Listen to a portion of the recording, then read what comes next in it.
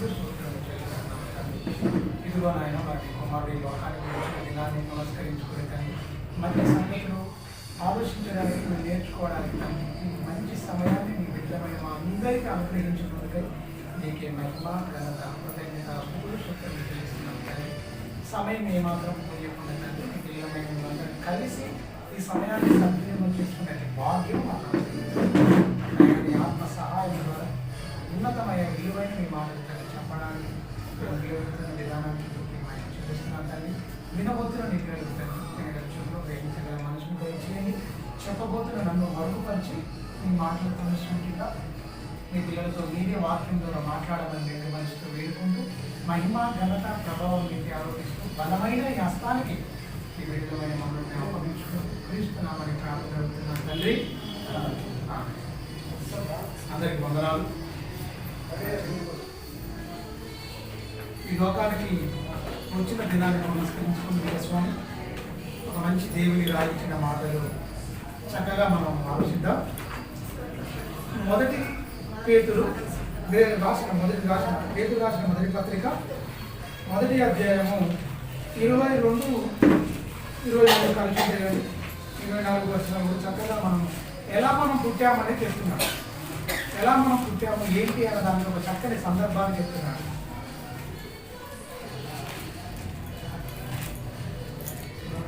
22 నుంచి మొదటి అధ్యాయము 1 పేతురు 1వ అధ్యాయము 22-23 కలిసి ఉంటే 24 చదువుకుంటాం. మీరు క్షయబీజము నుండి కాక ఏమంటున్నాడు? క్షయబీజము నుండి కాక శాశ్వతమగు క్షేమంటే క్షేమైపోయేది, మట్టిలో కలిసిపోయేది. మీరు క్షేమైన బీజం నుండి కాక శాశ్వతమగు జీవము గల దేవుని వాక్యం వలన అక్షయ బీజము నుండి పుట్టింపబడిన వారు కనుక నిష్కపటమైన సహోదర ప్రేమ కలుగునట్లు మీరు సత్యమునకు విధేయులవుట చేత మీ మనస్సులను పవిత్రపరచుకున్న వారి నుండి ఒకరినొకడు హృదయపూర్వకముగాను నిక్కటముగాను ప్రేమించుడి. అంటే అంతులే మిక్కటమైన ప్రేమ అంటే మాటల్లో ఉండిపోలేనంత ప్రేమగా ఉండమన్నారు. ఈ బీజంలో దేవుని బీజం నుండి శాశ్వతమైన జీవం గల దేవుని బీజం నుండి పుట్టిన వాళ్ళు ఈ ప్రేమ ఉందంటారా? దేవుడు చెప్పుకున్న కోణంలో మీరు ఒకసారి ఆలోచించండి. ఈ కోణంలో ప్రేమిస్తున్నారా? మనం లోకానికి వేరేమో కొత్తగా జన్మించాం, బాప్తిసం పొందుతున్నాము, మరి మారుమనసు పొందామని చెప్తున్నారు, రక్షణలకు అనుభవంలోకి వచ్చామని చెప్తున్నారు. ఉన్నతంగా మరి క్షయబీజం కాదు, అక్షయమైన బీజం, శాశ్వతమైన దేవుని మూలంగానే మనం వచ్చాము, మనం పుట్టాము. పుట్టిన మనము దేవుడు చెప్పిన మాటల ప్రకారంగా బ్రతుకుతున్నామని ప్రపంచాన్ని ఒకసారి మనం ఆలోచిస్తే లోకాన్ని క్రైస్తవ్యాన్ని వేరు చూడకుండా అయిపోయింది. తెలుసా? ఎలాగైతే లోకులు మరి పండుగలు ఏవైతే పుట్టినరోజు బర్త్డేలు ఎలాగైతే చేసుకుంటారో చక్కగా క్రైస్తవులు కూడా అలాగే మారిపోతున్నారని మీరు ఒకసారి ఆలోచించండి. వాక్యం ఉండదు, ఆనందము, కేరింతలు, చాలా అల్లరితో కూడిన ఆటపాటలే ఉంటాయి. కానీ దేవుడు చెప్పిన కోణంలో నేను ఇలా ఉన్నానా, విక్కటంగా నేను ప్రేమిస్తున్నానా, మన పుట్టుకకు పరమార్థం అసలు సిసలైన పరమార్థం ఏదైనా సహోదర ప్రేమ కలిగి విక్కటంగా ప్రేమ కలిగి ఉంటారు. దేవుడు చెప్పిన కోణంలో ఉంటే దేవుడు మనకి ఈ లోకానికి పంపించుకున్న ఈ జన్మకు సార్థకత జరిగిపోతుంది. అర్థమవుతుందా? మన జీవితానికి పరమార్థం సార్థకత మనం చేసుకున్న వారం అంటే దేవుడు చెప్పిన కోణంలో మనం బ్రతకాలి. ఎందుకంటే ఆల్రెడీ మనం పాపముల చేత అప్పుడు చచ్చిపోయినాం. క్షేమైన బీజం నుంచి వచ్చి చచ్చిపోయినాం, పాపంతో శాపంతో పోయినాం. మనందరూ విమోచించాడు తన రక్తంలో ఉదక స్నానం వాక్యమనే మా ఉదక స్నానం చేయించి చక్కగా మనను సజీవుల లెక్కలో నిలబెట్టాడు. ఆత్మ సంబంధమైన తన రాజ్యంలోని చేర్చడానికి మనం ఒక ఉన్నతంగా మరి క్షేమైన బీజం నుంచి కాదు, అక్షయమైన శాశ్వతమైన దేవుని మూలంగా మనం పుట్టాము అనే ఒక ఉన్నతమైన మాటలు ఇక్కడ పేతురు గారు జ్ఞాపకం చేస్తున్నాడు. కింది మాటలు కూడా చూడండి, ఏమంటున్నాడు? పవిత్రపరచుకోవాలంటున్నారు. మీ మనసును పవిత్ర ఒకరినొకడు హృదయపూర్వకముగా మిక్కటముగాను ప్రేమించుడి. ఏలయనగా సర్వశరీరులు ఏమంటున్నారు?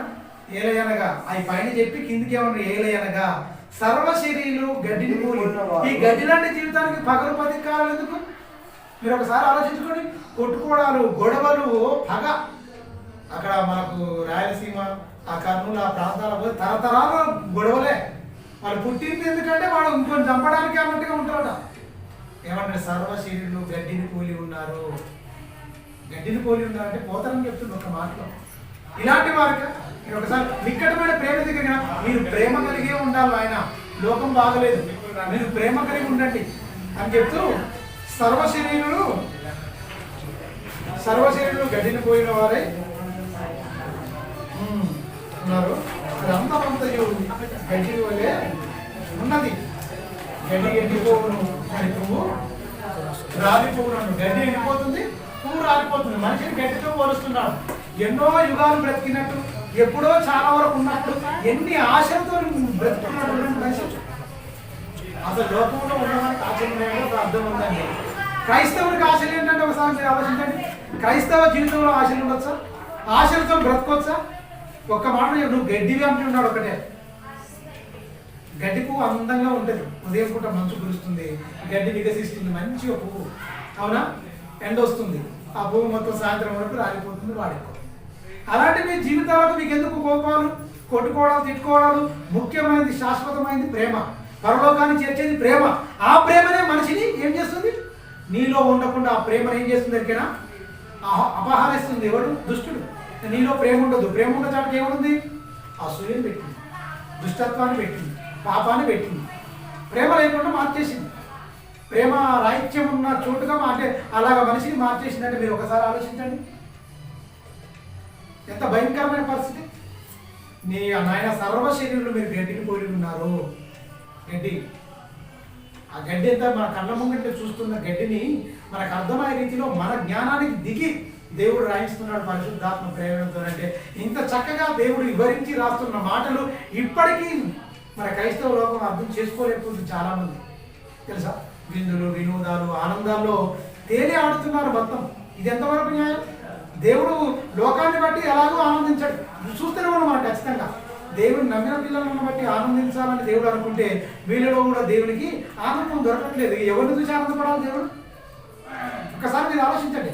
చాలా జీవితం చాలా స్వల్పమైనది, అల్పమైనది. గడ్డి జీవితం, పువ్వు లాంటి జీవితం కొత్తసేపు కనబడి అంతలో మాయమైపోతే మాటల వరకే ఉంది. పరిమితి మాటల వరకే ఉంది. జీవితంలో అలా బ్రతుకుతున్నారా? ఎన్నో కోరికలతో వారు జీవిస్తున్నారు లోకం మొత్తం. మీరు ఒకసారి ఆలోచించండి. ఎన్నో కోరికలతో నింపబడ్డారు, ఎన్నో కోరికలతో వీళ్ళు ముందుకు ప్రయాణిస్తున్నారు. ఇది ఎంతవరకు కరెక్ట్ అండి? బైబిల్లో రాయించింది వేరు, మనుషులు ఆధారం చేసుకుని బ్రతుకుతున్నది వేరు. అంటే లోకంతో పోల్చుకుంటున్నారు. మనం అలా కాదండి. శాశ్వతమైన జీవంతో జీవం గల దేవుని బీజం నుండి మనం పుట్టాము. దానికి అంతం, ఆది అంతం అనేది లేదు. నీ క్రియలను బట్టే నీకు పరలోకం ఇస్తాడు. నీ బ్రతుకును బట్టే నీకు ముక్తి ప్రసాదించాలంటే, నువ్వు పరలోకం వెళ్ళాలంటే మన జీవితాల్లో చక్కగా ఉండాలి. నిక్కటమైన ప్రేమ కలిగి ఉండాలి. అసూయ, మత్సరం, అంత్యదినాల గురించి బాబు పోయినా దగ్గర ఒక 13 వాటి గురించి మొత్తం మాట్లాడింది. దాని గురించి ఎంత చక్కని వివరణ ఉంది బైబిల్లో. అవన్నీ ఎందుకు రాయించాడు? అవన్నీ మీలో ఉండకూడదు. మీరు ప్రేమ కలిగే ఉండాలి. మిమ్మల్ని కొట్టిన వారి గురించి కూడా ప్రార్థన చేయమని బైబిల్ చెప్తుంది. అసలు తిట్టిన వాళ్ళకే మనకి మళ్ళీ తిట్టిదాకా మనం నిద్ర పట్టిన పరిస్థితి ఉన్నది లోకంలో. అలాంటప్పుడు ఎక్కడండి బైబిల్లో రాయబడింది ఏంటి? మనుషులు ఏం ఆలోచిస్తున్నారు? మళ్ళీ చదివినాను అన్నమాట చక్కగా కింది మాటలో. సర్వశరీరులు గడ్డిని పోలిన వారు వారి అందమంతయు గడ్డి పువ్వులే ఉన్నది. గడ్డి ఎండును, దాని పువ్వు రాలేను. అయితే ప్రభు వాక్యం ఎల్లప్పుడూ నిలుచును. ఆ వాక్యం నీ హృదయంలో ఉంటే నువ్వు కూడా ఎల్లప్పుడూ నిలుస్తావు. వాక్యం నీలో లేకపోతే గడ్డి ఎలాగైతే ఎండిపోయి వాడిపోయి మట్టిలో కలిసిపోద్దో మనిషి కూడా అలాగే అయిపోద్ది. ఈ శరీరం ఎలాగ మట్టిలోకి వెళ్ళిపోద్ది. కానీ ఆత్మ దేవుని దగ్గరికి వెళ్ళాలంటే చక్కగా ఇవన్నీ భూమి మీద జరిగే వాటిని చూపించి పాఠాలు నేర్పుతున్నాడు. ఇంత చక్కగా దేవుడు చెప్తున్నా కూడా మనిషి మనోనేత్రను వెలిగింపబడట్లేదండి. ఇంకేం చెప్తాడని దేవుడు ఇంత చక్కగా దేవుని వాక్యం మంచిగా చక్కగా సూటిగా దేవుడు మాట్లాడుతున్నాడు. ఇందులో మర్మం అనేది ఏం లేదు. మర్మ గర్భం ఏం లేదు. చక్కగా క్లియర్గా చెప్తున్నాడు. గడ్డిని మీరు చూస్తున్నారు కదా నాయన? చూస్తున్నాం ప్రభువా. ఆ పువ్వు ఎలా ఉదయం పూట వికసిస్తుంది, సాయంత్రం వరకు ఏమైపోద్ది? అందంగా ఉంటుంది. తర్వాత అందం కోల్పోద్ది. నువ్వు కూడా నాయన యవ్వన ప్రాయంలో అందంగా ఉంటావు. నీకు నడి ప్రాయం వస్తుంది, వృద్ధాప్యం వస్తుంది. అప్పుడు నీ అందం ఏమి ఉండదు. నీ శరీరం మొత్తం ఏమైపోద్ది? మృతతుల్యం అయిపోద్ది. కళ్ళు కనిపించవు, చెవులు వినబడవు, నోరు మాట్లాడదు, నోట్లో పళ్ళు కూడా రాలిపోతాయి కొంతమందికి. అవునా? కాళ్ళు నడవలేవు, సహకరించదు. నీ శరీరం మొత్తం మృతతుల్యం. ఒక పువ్వు ఎలాగైతే అందంగా వికసించి రాలిపోతుందో నీవు కూడా ఏదో ఒక రోజు రాలిపోతావు. ఈ ఈ సత్యాన్ని తెలుసుకొని బ్రతికితే, వాక్యం నీ హృదయంలో నింపుకుంటే ఎల్లప్పుడూ నువ్వు నిలిచిపోతావు. ఎల్లప్పుడూ నువ్వు జీవించాలి అంటే నువ్వు శాశ్వతమైన జీవము గల దేవుని మన బీజం నువ్వు పుట్టావు అంటే నువ్వు అలా బ్రతకాలంటే మనిషి ఎంతవరకు పాటిస్తుంది మీరు ఒకసారి ఆలోచించండి. సమయం చాలా చిన్నదండి, సమయం చాలా చిన్నది. అర్థమైందా? ఎంతకాలం మనం ఉంటుందో తెలియదు. 2021 మనం ముందుకు 2022లో ప్రవేశిస్తామా తెలియదు. గ్యారెంటీ బ్రతుకులు. ఒక వస్తువు తీసుకున్నామంటే గ్యారెంటీ ఉంటుంది. అవునా? టీవీ తీసుకున్నాను 2 years గ్యారెంటీ అండి అంటే ఏం పోయినా మనం దగ్గర తీసుకురండి అన్నాడు. అవునా? ఏదైనా సరే తీసుకుంటే 3 ఏళ్ళు 2 ఏళ్ళు దానికి ఇస్తారు. కానీ మరి మనిషికి ఎవరు? డాక్టర్లే చేతులు ఎత్తేస్తున్నారు. వైద్య రంగం ఇంత అభివృద్ధి చెందినా కూడా అయ్యా మా వల్ల కాదు, మీకు తర్వాత దేవుని దయ అని చెప్తున్నారంటే మీరు ఒకసారి ఆలోచించండి. దేవుని కృప వల్లనే, దేవుని దయ వల్లనే మనం బ్రతుకుతున్నాం. మనిషి తినడం వల్ల బ్రతకట్లేదండి. ఆత్మీయ జీవింపజేసింది కానీ శరీరం కేవలం నిష్ప్రయోజనమైన శరీరం గురించి మనిషి ఆలోచిస్తున్నాడు. ప్రయోజనకరమైన ఆత్మను పక్కకు పెట్టాడు. అర్థమవుతుందా? నిష్ప్రయోజనమైన శరీరానికి గురించి ఏం ఆలోచిస్తున్నాడు? ఏం తిందాం, ఏం కడదాం, ఏం ధరించుకుందాం, ఎలా దీన్ని సుఖపెడదాం అని ఆలోచిస్తుంది తప్ప నిష్ప్రయోజనం గురించి ఆలోచిస్తున్నాడు. ప్రయోజనమైన ఆత్మ దాని గురించి అసలు పట్టించుకునే నాదుడే లేదు ప్రపంచం మొత్తం. మీరు ఒకసారి ఆలోచించండి. మనం అలా ఉండకూడదు. ఎఫెసీయులకు రాసిన పత్రిక 5వ అధ్యాయం చక్కని మాటలు ఎఫెసీయులకు కూడా మరి పౌలు గారు సమయం లేదంటున్నాడు. సమయం లేదు నాయన, చాలా జాగ్రత్తగా ఉండండి, సమయం లేదంటున్నాడు. ఒకటే మాట 15 నుంచి 15-16 కలిపి 17 వచ్చుకుంటారు. దినములు చెడ్డవి కనుక మీరు సమయంలో దినాలంటే చెడ్డవని లోకంలో చెప్పుకున్నట్ట. కొంతమందికి సోమవారం మంచి కాదు, కొంతమంది మంగళవారం మంచిది కాదు. ఇచ్చింది వారానికి 8 రోజులు 7 రోజులు. ఒక్కొక్కరు మంచిది కాదని చెప్తున్నారు జనాలే. టీవీలలో ల్యాప్టాప్ దగ్గర పెట్టుకుని ఈ దినం నీకు మంచిది కాదు, నీ నక్షత్రాన్ని బట్టి రకరకాలుగా మాయమాటలు చెప్తున్నారు. ఇది ఎవ్వరు నమ్మొద్దు. దినములు చెడ్డవి గనుక సమయం అంటే ఏంటి? మీరు బ్రతికే దినాలు దేవుడు మంచి దినాలనే ఇచ్చాడు. కానీ మీరు ఏం చేశారు? ప్రమాదశాతం మీరు అన్నింటినీ చెడ్డగా మార్చేశారు. ప్రకృతిని మంచిగా ఉంచారా? కాలుష్యంతో మొత్తం కాలుష్యం పూర్వస్తుంది మొత్తం. అవునా? భయంకరమైంది. ఢిల్లీలో మొత్తం ఏమైపోయింది? అసలు శ్వాస అందలేకపోయింది. మొత్తం భయంకరమైన కాలుష్యంతో నిండిపోయింది మొత్తం. స్కూల్లో బంద్ పెట్టింది ఏకంగా. ఈ లాక్డౌన్ పుణ్యమా అంటూ మొత్తం చాలా వరకు 80% దాకా ఏమైపోయింది? కాలుష్యం మొత్తం హరించిపోయింది. ఎందుకంటే అన్నీ లాక్డౌన్ అయిపోయాయి కదండి. బైకులు కానీ, బండ్లు కానీ, కార్లు కానీ, ప్రతిదీ అన్ని మొత్తం ఫ్యాక్టరీల కానీ మొత్తం కెమికల్ ఫ్యాక్టరీలు మొత్తం బంద్ చేసేది. కాబట్టి అన్ని విషతుల్యమైనవి వచ్చేటి మొత్తం బంద్ చేసేది కనుక చాలా వరకు ఏమైపోయిందంటే కాలుష్యం మొత్తం మరి తరిగిపోయింది. మీరు ఒకసారి ఆలోచించండి. మనిషికి ఏది మంచిగిస్తే దాన్ని పాడు చేయడమే, ఇటు పుట్టింది అదే పాడు చేయడమే ధ్యేయం అన్నట్టుగా ఉన్నాడు మనిషి. బాగు చేసేది ఏమున్నది? పాడు చేయడానికే.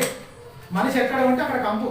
మీరు గమనించండి, మనుషులు ఉన్న చోట ఆ కొండ ప్రాంతాలు మన దగ్గర ఉన్నాయి చూడండి, ఎంత పచ్చగా చక్కగా ఉంటాయి. మనుషుల దగ్గర చూడండి, చెత్త చెదారము దుమ్ము దుమ్ము అంత కంపు. డ్రైనేజీలు మొత్తం పొంగిపోతుంటే మొత్తం అన్ని ఏడబోతాన్ని చెత్తేస్తారు ఇచ్చలు విడతారంగా చెత్త అంతా. మనిషి ఎక్కడ ఉంటే అక్కడ కంపు. అన్ని రోజులు మంచి రోజులే ఇచ్చాడు దేవుడు. రోజులు నువ్వు ఏం చేసావు? దాన్ని ఇష్టానుసారంగా నువ్వు చేస్తున్నావు. ఒక రోజు నేను మంచిగా పవిత్రంగా బ్రతకాలని నువ్వు అనుకుంటున్నావా? దినం మంచిదే, నువ్వు బ్రతుకున్నావంటే అది మంచిదే. కానీ నువ్వేం చేస్తున్నావు? దాన్ని పాడు చేసుకున్నావు మొత్తం. ఆ రోజునే నువ్వు దేవుడు నీకు ఎన్ని ఇచ్చాడు? 24. ఒక రోజుకి 24 గంటలు. అవునా? అయితే 3 ఎందులు పక్క మనం డివైడ్ చేస్తే 8 గంటలు మనం నిద్రపోయినాం అనుకోండి, 8 గంటలు మనం పని చేసుకున్నాం అనుకోండి, 8 గంటలు ఉంటాయి. అంటే 3 ఎందులు 24 కదండి. 3 ఎందులు 24. ఒక 8 గంటలు నిద్ర తీసేయాలి. కొంతమంది 10 గంటలు కూడా నిద్రపోతుంది. చాలా మంది సోమవారం అది పక్కకు పెట్టండి. 8 గంటలు నిద్ర తీసేయాలి. 8 గంటలు నువ్వు పని చేసుకోండి. 8 గంటలు ఉందనుకోండి. ఆ 8 గంటల్లో మనం కూకోవడం, వేరే ముచ్చట్లు పెట్టడం, అన్ని రకాలుగా మొత్తం రోజుకి 24 గంటల్లో దేవునితో 1 గంట ఎవరైనా గడుపుతున్నారు. మీరు ఒకసారి ఆలోచించండి. అందుకనే సమయం పోనీయక అన్నాడు. అర్థమైందా? ఒక గంట, దినములో ఒక గంట ఎవరైనా కేటాయిస్తున్నారా? ఉదయం పూట లేచిన ఒక గంట సేపు నేను బైబిల్ చదువుతున్నానండి, గంట సేపు దేవునితో గడుపుతున్న దినాలలో ఉన్నామా మనం? దావీదేమో దీవారాత్రులు ఆనందంతో ధర్మశాస్త్రాన్ని ధ్యానించాడు. మొత్తం ఆయన ఆనందం, అక్కడ దినం చెడ్డమని చెప్పలే. ప్రతిదినం ఆనందంతో ఏం చేశాడు? ఏవో ధర్మశాస్త్రమును ఆనందిస్తూ దీవారాత్రులు ధ్యానించిన వాడు ధన్యుడు. మంచి దినాలు ఇచ్చాడు. మరి వీళ్ళకేమైంది ఇప్పుడున్న కాలంలో? అప్పటికే అంత్య దినాలు. ఈ మాట చెప్పాక యేసుక్రీస్తు పుట్టే దినములోనే అంత్య దినాల్లో పుట్టాడు యేసుక్రీస్తు. లాస్ట్ అంత్య దినాలు, ఈ చివరి దిన, ఈ దినములు అంతమంది అంటాడు. ఈ దినంలో అంతమంది ఎబ్రీ పత్రిక మొదటి అధ్యాయం మొదటి వచ్చినప్పుడు తన కుమారుని ద్వారా మాట్లాడేది అంటాడు. అప్పుడే దినాలు అంతమంటున్నాడు. అప్పటికే మొత్తం ఏంటి దినాలను కానీ మనుషులు కానీ మొత్తం మారిపోయారు. భయంకరమైన తత్వంలోకి వెళ్ళారు.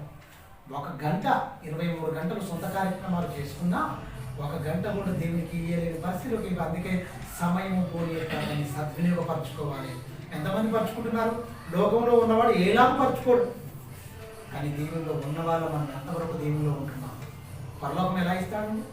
పరలోకం కండిషన్తో ఉన్నది, కూడింది. మొత్తం నీ బ్రతుకుని బట్టి, నీ విశ్వాసాన్ని బట్టి, నీ భక్తిని, నీ విశ్వాసాన్ని, నీ ప్రేమను, నీ నీతిని, నీ యథార్థతను, ఇవన్నిటి కొలమానంగా తీసుకుంటాడు. భక్తి కొలమానం. భక్తి కొలమానం. నా కుమారులో నీతి ఉందా? నా కుమారులో భక్తి ఉందా? నా కుమారులో విశ్వాసం ఉందా? నా కుమారులో ప్రేమ ఉందా? నా కుమారులో ఓర్పు ఉందా? నా కుమారులో సాత్వికం ఉందా? ఈ భక్తి కొలమానాలు దేవుడు కురిస్తాడు. ఈ ఇంట్లో ఒకటి లేకపోయినా సున్నా. ఆయన చెప్పిన కోణాల్లో ఒకటి లేకపోయినా మన జీవితం గుండు సున్నా. ఇచ్చిన సంవత్సరాలన్నీ వ్యర్థం. గడుపుకున్న ఆయన ఇష్టానుసారం గడుపుకున్న పోయిందంటే అంతే. మీరు ఒకసారి ఆలోచించండి. డాక్టర్ దగ్గర పోయిన ఒక పత్రం రాసిందనుకో, చెప్తాడు, ఆయన నువ్వు ఈ దినోదయం ఒక 10 గురించి మనకు పడని, వాళ్ళు రాసిన మందులు మనం వేసుకున్న వాటికి వ్యతిరేకంగా పనిచేసేది. మరి ఆ మందుల గురించి చెప్పింది అనుకోండి, ఆ మందులు వేసుకోవాలంటే ఇవి కొన్ని పడవు, వీటికి మొత్తం నువ్వు పక్కకు పెట్టి ఈ మందులు వాడితే కరెక్ట్గా నీకు మెడిసిన్ వేసి కానీ పనిచేస్తుంది అన్నప్పుడు మన కోరికలు చంపుకోలేక అమ్మో లేదు నేను ఇది తింటా, ఒక 2 తింటా, మిగతా 8 పక్కకు పెడితే ఏమంటాడు డాక్టర్? నాయన ఈ 2 తిన్నా అంతే, ఆ 8 తిన్నా అంతే, నిన్ను పాడు చేయడానికి. అందువల్ల చేస్తే కరెక్ట్గా చేయిపోతాను, లేకపోతే పోతాం అక్కడ. ఈ భౌతికమైన దేహము నా రోజుల జీవితంలోనే ఇంత కఠినంగా ఉంటే మరి ఆత్మ సంబంధమైన జీవితంలో సమయాన్ని ఎదిగి మనం మేలుకోవాలి కదా. సమయం చాలా చిన్నదండి. 60 ఏళ్ళు మనం అనుకుంటున్నాం. 1 సంవత్సరం దేవుని దృష్టిలో ఎన్ని సంవత్సరాలండి? 1000 సంవత్సరాలు. 1000 సంవత్సరాలు ఒక్క దినంలోనే ఉన్నాయండి. ఒక్క దినము 1000 సంవత్సరంలోనే ఉన్నాయండి.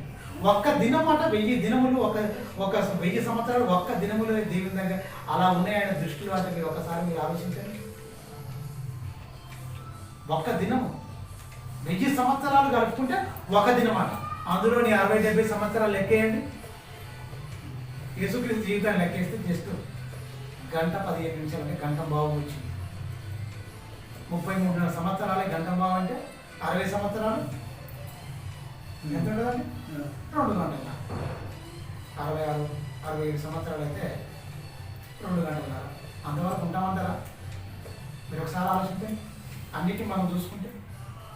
కానీ యేసుక్రీస్తు మాత్రం ఎప్పుడు ఆయన ఇచ్చిన జీవితంలో 30 ఏళ్ళ దాకా తల్లిదండ్రుల దగ్గర ఉన్నాడు.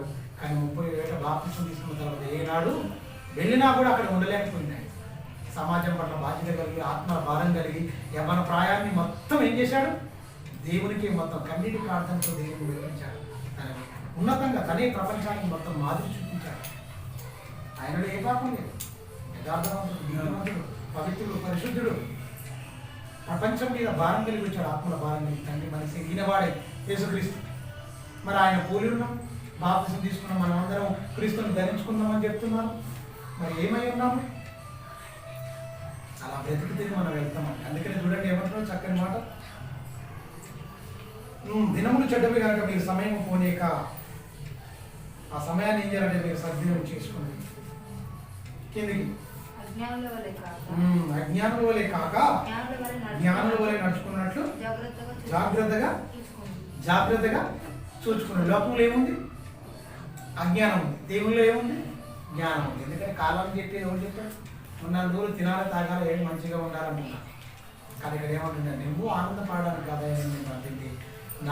నన్ను ఆనందపరిచే పని నువ్వు చేసి నా పనిలో నువ్వు ఆనందం వెతుక్కొని నువ్వు బ్రతుకోడు. దావీదులా దేవునిలోనే ఆనందం ఉంటుంది. దేవునిలోనే నీకు ఒక ఉన్నతంగా ఉంటుంది తప్ప లోకంలో ఏం ఆనందం ఉండదు. లోకంలో ఏం ఆనందం ఉండదండి, ఏం ఆనందం ఉండదు. అందుకనే అజ్ఞానుల వలె కాక జ్ఞానుల వలె నడుచుకున్నట్టు మీరు ఏం చేయాలంటున్నాడు? జాగ్రత్తగా చూచుకున్నాడు.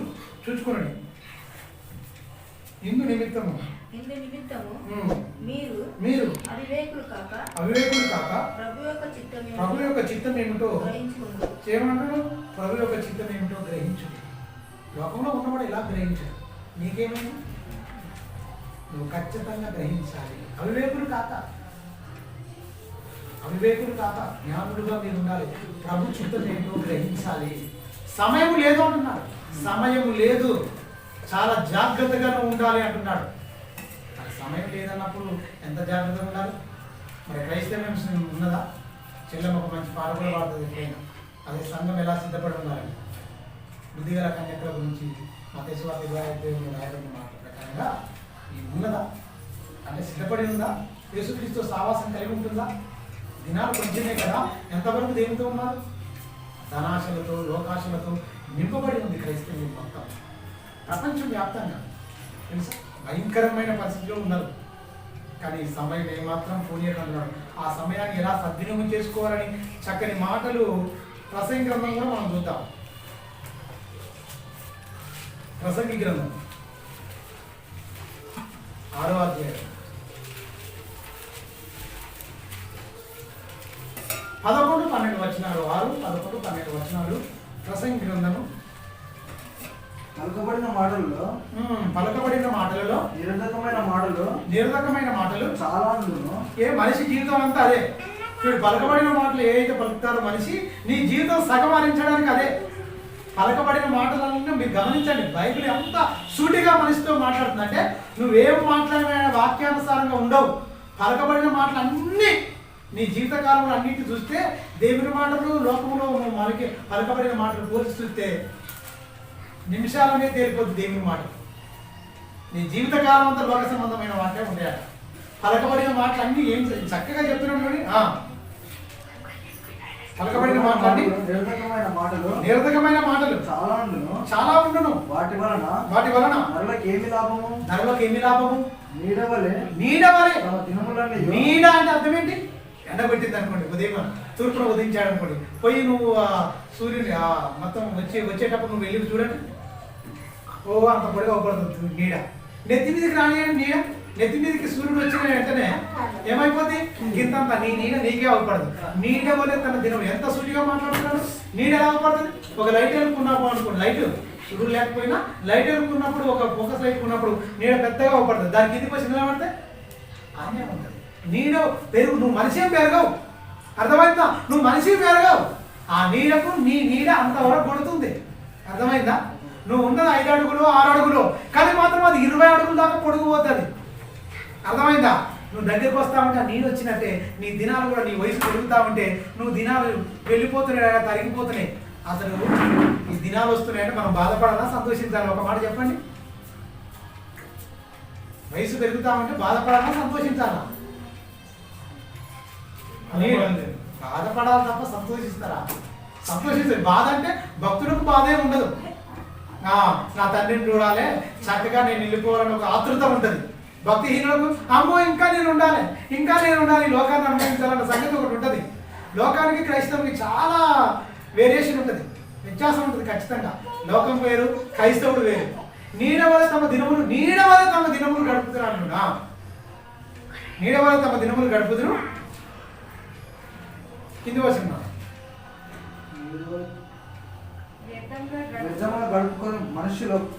వ్యర్థముగా వ్యర్థముగా తమ దినములని వ్యర్థముగా గడుపు మనుషుల బ్రతుకునందు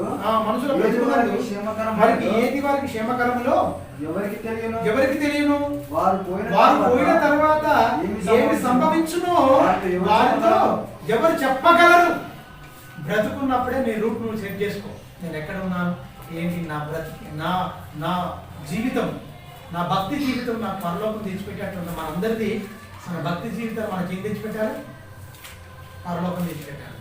ఇంతగా బ్రతికిన తర్వాత మనకి ఏదన్నా మనం ఇందులో దేవుడు చెప్పిన ఎప్పటి కూడా మనం చేయకుండా బ్రతికామనుకోండి, ఏమవుతుంది? నరకం అవుతుంది. ప్రయోజనం ఏంటి? ఎలా దాని గురించి కూడా చక్కగా చెప్తారు దేవుడు, అది కూడా చూపిస్తా. చూడండి, నీడములే తమ దినములు గడుపుకుంటారు. వాళ్ళ బ్రతికి దినములంతా వాళ్ళకి ఏది క్షేమకరమైంది, వాళ్ళకి ఏది లాభం లేదని అంటున్నాడు. సూర్యుడి కింద జరిగేటట్లు అంత వ్యర్థం అంటాడు. మరి లాభం అని రియల్ ఎస్టేట్ అంటున్నారు. ఇవన్నీ చూడండి, వ్యాపార రంగాలు చూడండి, మొత్తం అన్నింటిలో ఈ సంవత్సరం మేము ఇలా ఈ మొత్తం క్రాప్ చేయాలి ఖచ్చితంగా, మళ్ళీ ఎలాగైనా చేసుకోవాలని అన్నిటి రేట్లు పెంచేశారు. మొత్తం లాక్డౌన్ పుణ్యమాని ఏమైపోయింది దగ్గర అన్నిటికీ మొత్తం రేట్లు పెంచారు. ఆ రేట్లు పెంచేశారు మొత్తం. ప్రభుత్వం మొత్తం కట్టడి చేయట్లేదు తెలుసా. దానికి మొదలు మీరు చూడండి ఒకసారి, భయంకరమైన ఈ మాఫియా కూడా భయంకరంగా వచ్చేసింది మొత్తం. ఏంటి, అన్ని నకిలీ, బియ్యం కూడా నకిలీ, పప్పులు నకిలీ, తినే ఆహారం నకిలీ. అందులో భయంకరంగా ఈ కష్టాల్లో ఉంటే ఇంకా వీడు నకిలీ చేస్తున్నాడు. ఒక యాపిల్ తినే పరిస్థితి లేదు, అవునా? ఒక పుచ్చకాయ తెచ్చుకొని మనం తినే పరిస్థితి లేదు. ఏదైనా సరే మనం తినాలనుకున్న పదార్థాలు అయితే పండ్లను తినాలనుకున్న వాడు ఐటీ కూడా మొత్తం ఏం చేస్తున్నారు, ఇంజెక్షన్ చేస్తున్నారు మొత్తం భయంకరంగా. అరటి పళ్ళు త్వరగా పండాలని బయట మీద ఒక విషపూరితమైన నీళ్లు చల్లేస్తున్నారు మొత్తం, తొందరగా పండుగ పసుపుగా మారిపోవాలి. పచ్చటి కాయలు గొర్రెలు తెంపుకొచ్చి అరటి చెట్లకు కూడా ఇంజెక్షన్ చేస్తున్నారు, జామ పండ్లకు కూడా ఇంజెక్షన్ చెట్లకు ఇక ఏం తిని బతకగలరు చెప్పండి. చెడ్డ దినాల్లో ఉన్నాం అంటే మొత్తం చెడిపేసుకున్నాడు మనిషి. దిన గండం అన్నట్టుగా మారిపోయింది తెలుసా. మనుషులకైనా సంతోషం లేదు, ఆనందం లేదు. ఏదో పైకి మాత్రం ఆనందపడుతుంది కానీ ప్రతి మనిషిని కదిలిస్తే మనోవేదనతో బాధపడుతూనే ఉంటాడు. ఏదో ఒక సమస్యతోని ఏదో ఒక బాధతోనే ఉన్నాడు. ఎక్కడ సంతోషం చెప్పండి? ఈ లోకం నీకు అసలు సిద్ధమైన సంతోషం మనం వెళ్ళిపోయిన తర్వాతనే వస్తుంది. ఈ జీవితంలో ఈ మట్టి ఘటంలో ఉన్నంత వరకు నీకు సంతోషం ఉండదు, ఆనందం ఉండదు, సుఖం అనేది ఉండదు. ఈ సుఖమని నువ్వు భ్రమపడుతున్నావా నాయన? ఈ సుఖం కాదు, ఈ ఆనందం కాదు. అసలు సిద్ధమైన ఆనందం అనేది నా వాక్యంలోనే ఉంటుంది. అసలు సిద్ధమైన జీవితం ఎక్కడ ఉంటుంది? నువ్వు ఈ మట్టి దేహాన్ని మట్టి కప్పగించే అసలు శాశ్వతమైన జీవము అదే అని దేవుడు సూటిగా మాట్లాడుతుంది, మనిషితో సూటిగా మాట్లాడుతున్నాడు. నువ్వు పోయిన తర్వాత నీకు ఏం జరుగుతుంది? మనం ఎక్కడనే మనం చెక్ చేసుకోవాలి ఖచ్చితంగా. నేను వెళ్తానని ఒక నిరీక్షణ ఉండాలి. ఆ నిరీక్షణ నుంచి మంచి భక్తి ఉండాలి. ఆ భక్తితో మనం చక్కగా దేవుడు చెప్పిన కట్టడాలన్నింటినీ అనుసరించి మనం వెళ్తే ఉన్నతంగా ఏది క్షేమకరమవుతున్నా ఎవరు చెప్తారు? దేవుడే మాత్రం చెప్తాడు, మనిషి ఎవరు చెప్పాడు. మనిషి చెప్తే మాయ, అర్థమైందా? మనిషి కూడా చెప్తే మోసం చేస్తాడు, దగా చేస్తాడు. దేవుడు నిన్ను మోసం చేయడు. నిన్ను సన్మార్గంలో నడిపించేది దేవుడు. నిన్ను ఒక భయంకరమైన వక్ర మార్గంలో నడిపించేది మనిషి. వాడికి ఏది క్షేమకరములో ఎవరు చెప్తాడు? మనుషులు చెప్తారా?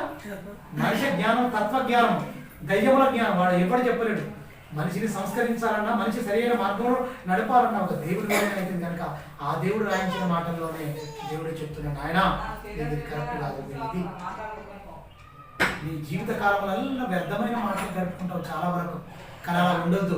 నీడవులే తమ దినములు గడుపుకుంటారు, త్వరగా గడిచిపోతాయి అని చక్కని మాటలు, చక్కని విషయాలు చెప్తున్నాడు. యోగ గ్రంథం చూద్దాం, ఎంత మంచి మాటలు అక్కడ రాయబడేయో. ఒక మాటలో మనం చూసుకుంటే యోబు గారు కూడా తన కష్టకాలంలో ఎంత నీతిమంతుడు, ఎంత యథార్థవంతుడు, ఎంత ఉన్నతమైన వ్యక్తి అంటే ఆయన. ఆ మనిషి చెప్తున్న మాటలు ఒకసారి చూడండి.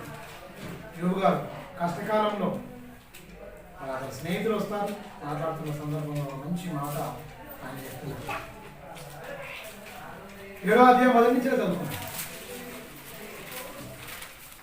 భూమి మీద నరుల కాలము యుద్ధకాలము కాదా? వారి దినములు ఊరివాని దినముల వంటివి కావా? అడ్డ మీద ఉంటారు చూశారు, కూలి పనికి వెళ్తారు కదా, కూలి వాని దినముల వంటివి కావా అంటే నువ్వు ఏంటి? అడ్డ మీదకి పోవాలంటే మనం అన్ని ఏం చేస్తాం? దొరుకుతుంది, పని లేకపోతే లేదు. చాలా మంది ఉంటారు అడ్డ మీద. హౌసింగ్ బోర్డు అనే ఒక ప్రాంతం ఉంది కుక్కటిపల్లి, ఆడ 100 మంది అడ్డ మీద ఉంటారు. ఆయత్నగర్లో కూడా కొంతమంది ఉంటారు, తక్కువ. ఇక్కడ ఎల్బీనగర్ అడ్డు ఉంది, ఉప్పలింగ్ కూడా అడ్డు ఉన్నది, రామంతపూర్లో అడ్డు ఉన్నది. మెయిన్ సెంటర్లు అన్నీ అడ్డలు ఉంటాయి. కూలి వాడి దినం దొరికితే కూలి గింజలు ఆ రోజు లేకపోతే తిరిగి వెళ్ళొస్తారు. పల్లెలు విడిచి పట్టణాలకు వచ్చారు. ఎందుకు? ఈ జాగ్రత్త పొట్టను పోషించుకోవడానికి, వాళ్ళ పిల్లలు మంచిగా చదివించుకోవడానికి పొట్ట చేత పట్టుకొని ఈ భూమి అంటే ఈ హైదరాబాద్ ఈ సిటీలోకి వచ్చారు. వాళ్ళ సిటీ ఈ పట్టణాలకు వచ్చారు. అనేక వాళ్ళ పల్లె ప్రాంతాలు వదిలిపెట్టి వచ్చిన వాళ్ళు అదే కూలి వాళ్ళు. అంటే నీకు ఎంత మంచిగా చక్కగా మీరు ఎంతమంది లాక్డౌన్ టైంలో వలస కూలీలు ఎంతమంది పోయారు, ఎంతోమంది ఏడ్చుకుంటూ వెళ్ళిపోయారు. పాపం భయంకరమైన పరిస్థితి. అంటే కూలి ఎంత మంచిగా మనకు అర్థమవుతుందో మీరు వాక్యం చూడాలి ఖచ్చితంగా. నరుల కాలం ఏంటి? యుద్ధకాలం వంటిది భూమి మీద. నీకు యుద్ధమే ఎప్పుడు? దేహంలోనూ కోరికలో నిన్ను రెచ్చగొడుతుంటాయి. ఆత్మ నీకేమంటుంది? వద్దు వద్దు, ఇది కరెక్ట్ కాదు అని చేస్తుంటుంది. ఆత్మ ద్వారా శారీరక క్రియలు చంపితేనే నీకు చక్కగా దేవుళ్ళు ఉండవు. అది యుద్ధకాలం. నువ్వు పక్వంతో చేయ అవసరం లేదు.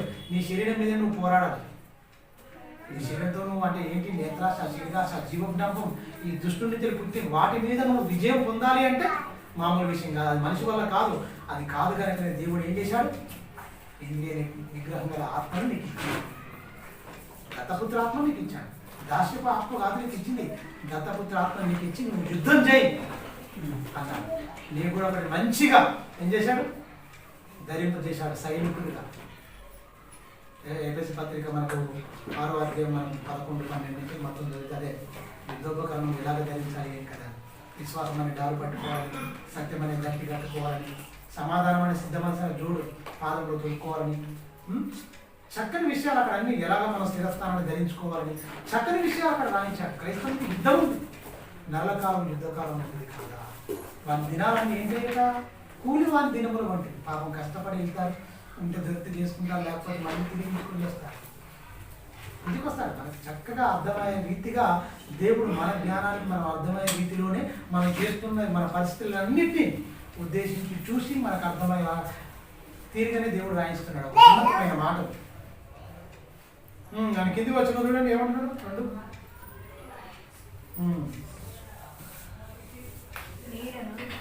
నీడను మిగులను అపేక్షించు దాసుని వలెను కూలి నిమిత్తము కూలి నిమిత్తం ఏం చేస్తారు? కూలివాడు అడ్డనికి పోతే కనిపెట్టుకుంటాడు. ఎవరు పిలుస్తారో ఏంటో పొద్దుగానే వేస్తారు వాళ్ళు. అడ్డనికి పోయే వాళ్ళు పొద్దుగానే వేస్తారు, కనిపెట్టుకుంటారు ఎవరు పిలుస్తారో ఏంటో. నేను వెళ్తేనే ఈరోజు నాకు డబ్బులు వస్తాయి. బాధ దేవుని పని రోజు ఖచ్చితంగా నీకేమో నువ్వు కూలివాడు, ఉన్నతంగా మహాలోకానికి వెళ్ళవలసిన వాడు. నాకు దేవుని గురించి నువ్వేం సంపాదించుకున్నావు? ఈ లోకంలో మేము భార్య పిల్లలను పోషించుకోవడానికి ఇలా ఉన్నాయి అని ఈ భూ సంబంధమైన జీవితాలను టంకిస్తూ పర సంబంధమైన జీవితాల గురించి మాట్లాడుతున్నారు. 5వ వచనం చూడండి. నా దేహము పురుగులతోను మట్టి పెళ్ళతోను కప్పబడి ఉన్నది. నా చర్మము నా మాంసం ఏమైపోయింది? నా చర్మము మాని మరలా ఏమైపోతుంది? పగులుచున్నది అని చెప్తూ భయంకరమైన పరిస్థితి ఉంది ఆయనకు. అయితే నా దినములు నేత గాని నాడి కంటేను బొడిగా గతిస్తుంది. నాడ టక్ టక్ కొడతారు కదా, టక ఉరుకుతుంటుంది అందులో దారం. నేత గాని కట్టే నాడి ఉంటుంది కదా, టక మగ్గం కుడుతుంది. టక్ టక్ టక్ క్షణాలుగా ఇలా చూస్తే టక వెళ్ళిపోతుంది. అసలు బాగా నేను చూసేది టక ఒక సాలలో ఉంటుంది, మగ్గం వేస్తారు. ఇలా కొట్టేది, ఇలా కొట్టేది, కుడుతుంది టక. అది కూడా అర్థమవుతాడు. అది ఎట్లా ఉంటుంది వాడిగా అలా గతించిపోతుంది నా దినాలు అని చెప్తున్నాను. క్రైస్తవ జీవితం ఏమైందండి? మానవ జీవితం ఏమైందండి? అర్థం చేసుకొని బ్రతికితే ఉన్నతమైన లోకానికి యుగాలు కోట్లు జీవించే జీవితం నీకు ఎదురు చూస్తుంది. ఆ జీవితాన్ని మరిపింపజేశాడు దుష్టుడు. ఈ తుచ్చమైన 60-70 ఏళ్ల జీవితం గురించి మనిషిని ఆరాటపడు, పోరాటం చేయి, యుద్ధం చేయి, సంపాదించుకో, సాధించడానికి నువ్వు ఏదైనా చేయి, అన్నిటి గురించి నువ్వు ఈ లోకంలో ఉన్నదంతా ఆరాటమని ప్రతి మనిషి హృదయాన్ని పురికొల్పి దేవుని వైపు ఏమాత్రం చూడకుండా ప్రతి మనిషి మనోనేత్రను మోయించి జీవిత సత్యాన్ని పరమార్థాన్ని తెలుసుకోకుండా ప్రతి మనిషిని మనోనేత్రను మోయించి మనిషి పడుతున్న పాటలు ఇంత అంతా కాదు. త్వరలోనే మాట్లాడతా. దగా చేస్తున్న ధనం, మోసపోతున్న జనమని ఒక ఉన్నతమైన అంశం మాట్లాడతా. త్వరలోనే మాట్లాడతా. ఎంత ఈ దాని గురించి ఎంత విన్యాసాలు చేస్తున్నారు, ఎంత మోసం చేస్తున్నారు. నూనె కంటే నునుపుగా, కత్తి కంటే పదునుగా ప్రతి మనిషిని వంచి ఆ డబ్బు కోసమే కదా ఈ హత్యలు, ఈ మానభంగాలు, దొంగతనాలు, దోపిడీలు. మెట్టుకాడ మొన్ననే ఏటీఎం దొంగిలించారు, బద్దలు కొట్టి. చూడండి ప్రొఫెషనల్ అదే ఇక మొత్తం వాళ్ళకి భయంకరమైన పరిస్థితి. అందుకని ఇక్కడ చెప్తున్నాడు మనిషి పెళ్ళేది అక్కడ. ఏం చెప్తున్నాడు? ఇదిగో నేను మట్టిపోయి నా శరీరం మొత్తం పురుగులతో నిండి ఉన్నది. మనది కూడా పురుగులతో నిండిపోతుంది. చనిపోయి ఉండదు అనుకోండి, అలా పెట్టామనుకోండి పురుగులతోనే తింటుంది మొత్తం. అన్నిటికీ మనం తింటాము, మళ్ళా పురుగులు తింటాయి. తెలుసా ఎంత సత్యం? ఇది తెలుసుకుంటే నీ శరీరం మీద నీకు ఏముంటుంది? ప్రేమ ఉండదు. తెలుసా? ఈ దినాలని అనిపించదు. ప్రతి దానికి లిమిటేషన్ ఉంది. క్రైస్తవునికి పథ్యం ఉన్నది. ఉన్నతంగా జీవించాలని చెప్తున్నాడు. అన్నిట్లలో మితంగా ఉండమంటుడా, అమితంగా ఉండమంటుడా? మితముగా ఉండు, అమితం వద్దునాయన అన్నాడు. మరి కంట్రోల్గా ఉంటున్నారా? గమనించండి. చాలా మంది టీవీలో చూస్తున్నారు, బోధకులందరూ ఇట్లా ఇలా తిరుగుదని కూడా మెడదిలోకుంటుంటారు మొత్తం ఒక్కొక్కరు. అంటే చూడండి ఎంత భయంకరంగా, అంటే వీళ్ళు ఎంత జాగ్రత్తగా ఉండాలి, ఎంత భయంకరంగా ఉంటుంది మీరు ఒకసారి ఆలోచించండి. అంటే చాలా జాగ్రత్తగా మితంగా ఉండాలి, దేవుడిని ప్రేమించాలి. మన దేవుడు చాలా తక్కువ మనం ఆలోచించి ఉన్నతంగా మన భక్తిని, మన విశ్వాసాన్ని మనము పెంపొందించుకోవాలి. ఉన్నతమైనది. దీనివల్ల ఏం జరుగుతుంది మనిషి అనే దాన్ని ఒకటి మంచి మాట కూడా రాయబడింది లోకానికి. ఇప్పుడు ఉన్న యువతను ఉద్దేశించే మన సామెతల గ్రంథం 20వ అధ్యాయం చూడండి. ఒక మంచి మాట సామెతల గ్రంథము 20వ అధ్యాయంలో కూడా మనిషి ఏమైపోతుంది, ఎలా చురకూగుతుందో కూడా చక్కని మాట అక్కడ రాయబడింది. 20వ అధ్యాయం మొదటి వచ్చిన చూడండి, ఏమంటున్నాడు? ద్రాక్షారసము వెక్కిరింతల పాలు చేయను మనిషిని. ద్రాక్షారసం అంటే అర్థం ఏంటి? మామూలు ద్రాక్షారసం తాగితే నువ్వేం కాదు. కొంతమంది మొత్తం నోరు మీదే పడుతున్నారు. అర్థమైందా? దాన్ని మరగబెట్టి కుండబెట్టి భయంకరంగా నీకు మత్తెక్కేటట్టుగా చేస్తారు. పులిసిపోతుంది మొత్తం. వైలుగా మారిన తర్వాత తాగుతారు మొత్తం. మీరు ఎక్కడ చూడండి అందరు అక్కడనే ఉంటారు. సాయంత్రం లేదు, మధ్యాహ్నం లేదు. ఈ లాక్డౌన్ టైం కొంచెం ఎత్తేసిన తర్వాత, బాగా తెలిసిన తర్వాత చెప్పులు పెట్టున్నారండి. ఒక్కొక్కడు లైన్లో బియ్యం దగ్గర ఉన్నట్టు ఒక అర్థం. బియ్యం దగ్గర ఉన్నట్టు తినడానికి తిండికి ఉన్నారు, సరే అక్కడ ఉన్నారు, దూరంగా ఉంది అని ఉన్నా పర్లేదు. అక్కడ కూడా గీతలు గీసి ఒక 3 ఫీట్ల డిస్టెన్స్ మెయింటైన్ చేస్తూ అక్కడ కూడా కట్టెలు కట్టి మార్క్స్లు పెట్టుకొని ఎందుకు నాకు అన్ని అంటే నేను తాగకుండా ఉండలేదు. ఒకసారి మీరు ఆలోచించండి. ఒకే రోజు అమ్మకాలు సుమారు ఆంధ్రలో ఒకే రోజు అమ్మకాలు 300 కోట్లు సంపాదించినట్టు మీరు ఒకసారి ఒకే దినం. కొంతమంది అయితే తాగకుండా పిచ్చి చేశారు, ఎర్రగడ్డ హాస్పిటల్ తీసుకుపోయారు. నేను ఉండలేదు మనం తాగకుండా. అది ఏం చేస్తుంది? వెక్కిరింతల పాలు చేస్తుంది. నీకు వచ్చేది ఏమంటే వెక్కిరింతల పాలు. ఆల్మోస్ట్ మాట్లాడాలి వింటాడా, మనకు కూడా రెస్పెక్ట్ ఇస్తాడా, గౌరవిస్తాడా? చెక్ అసలు ఎవరు పట్టించుకోడు. ఎక్కువ తాగేవాడిని తాగపోతే ఎక్కువ తక్కువైంది. తాగితే మనిషి కాడు, అర్థమైందా? వాడు మనసులో పెట్టుకున్నాడు, బాగా తాగుతాడు. అన్ని తిడతాడు అనేది అంటాడు. తర్వాత నేను ఏమన్నా పెద్ద నాకు తెలియదు. ఇంత లాజిక్ గమనించండి. వాడి అన్ని మీరు గమనించండి. వీడు తాగి ఉన్నప్పుడు ఎక్కువ ఎదుటోడు ఏమంటాడో మీరు అన్ని గుర్తే ఉంటాయి. మన తాగినాక మనం తిట్టాలని అది వంక పెట్టుకొని తాగి నన్ను ఏమంటున్నావు ఆ మాట తిట్టాడు, మళ్ళీ ఏంటంటే కసిగా తిట్టేస్తాడు. వెక్కిరింతల పాలు, గొడవలు, కొట్టుకోవడాలు, తిట్టుకోవడాలు, భయంకరంగా రోడ్డు మీద పడతారు. మొత్తం బందరు కుప్పలు పడిపోతారు. వెక్కిరింతల పాలు కాదా? ఎంత సూటిగా మాట్లాడుతుంది. కింది వచ్చిన చూడండి ఏమంటున్నాడు? మద్యము అల్లరి పుట్టించును, దాని వశమైన వారు అందరూ జ్ఞానం లేని వారు. ప్రపంచానికి జ్ఞానం లేదు. క్రైస్తవుడు నువ్వన్న జ్ఞానంగా ఉన్నామంటే వీడు కూడా బార్లపైకి తిరుగుతున్నాడు. ఎవరు చెప్తారండి? అదే వాళ్ళ జ్ఞానం లేక ఉన్నది. నీకేమైంది? మద్యం మత్తులో దుర్వ్యాపారం జరుగుతుంది చెప్పలేదా? మద్యం తాగితే ఏమైపోతాడో ఒక లోతు సందర్భాన్ని ఉట్టని చెప్పలేదా? భయంకరమైనదిగా జరుగుతుందని దేవుడు మన మేలు కోరి, మన బాగు కోరి ఎన్నో సందర్భాలు ఉటంకించి చెప్పిండు. మొత్తం తాగుతాడు. నోవాహు గారు తాగుతాడు. నోవాహు తాగేమైపోతాడు? దిగంబరిగా ఉండిపోతాడు, వస్త్రహీనుడుగా ఉండిపోతాడు. పాపం మీరు ఒకసారి ఆలోచించండి ఎంత భయంకరంగా ఉంటాడు. అంటే అన్నింటి ఎందుకు? వీడికి దూరంగా ఉండమని దేవుని ఉద్దేశం. ఇన్ని సంగతులు చెప్పినా కూడా క్రైస్తవులు కూడా దాన్ని కొన్ని ఉండడం బాధాకరం. కొంతమంది నేను చూశాడంటే, నేను కొంతమందిని ఈ కళ్ళతోనే నేను చూశాను. ఈ కళ్ళతో నేను స్వయంగా చూశాను. దేవుని వాక్యానికి వెళ్ళే వాళ్ళే అక్కడ లైన్లో ఉండి తీసుకోవడం చూసింది. ఏంటి పరిస్థితి? ఏం పరిస్థితి ఏంటి అసలు? ఒక ఆయన చెప్తాడు, మా అయ్యగారు తాగితే మంచి వాక్యం చెప్తాడు. తాగితే మంచి వాక్యం లేకపోతే వాక్యం చెప్పాడు. ఒరే దౌర్భాగ్యగా నీలో తాగితే ఏమొస్తుంది? దుష్టుడు వస్తాడు. అంటే ఆత్మని నువ్వు ఆవగిస్తే తప్ప నీకు మంచి మాటలు అంటే దుష్టుడు కూడా మంచి మాటలు చెప్తాడు. వాడేం తప్పేమో మంచి మాటలు చెప్తాడు. ఇది నిజమా అన్నాడు. మంచి మాట అనిపించింది పాపం. అమ్మో ఎవరు చెప్పలేదు, గొప్ప రహస్యం చెప్పింది అనుకుంది అమ్మమ్మ. ఇది నిజమా? మంచి చెడ్డలు అంటే ఏ పండు అయినా తినవద్దని మీ దేవుడు మీకు ఏమైనా ఆజ్ఞాపించినా? అంటే ఏదో ఈమెకు బాగు చేసినట్టు, ఈమె మేలు చేస్తున్నట్టుగా మంచి మాటలు మాట్లాడుతుంది అనుకుంది. మోసపోయింది. అప్పుడు వారినే మోసం చేసిందంటే అప్పటికి ఏం లేదు.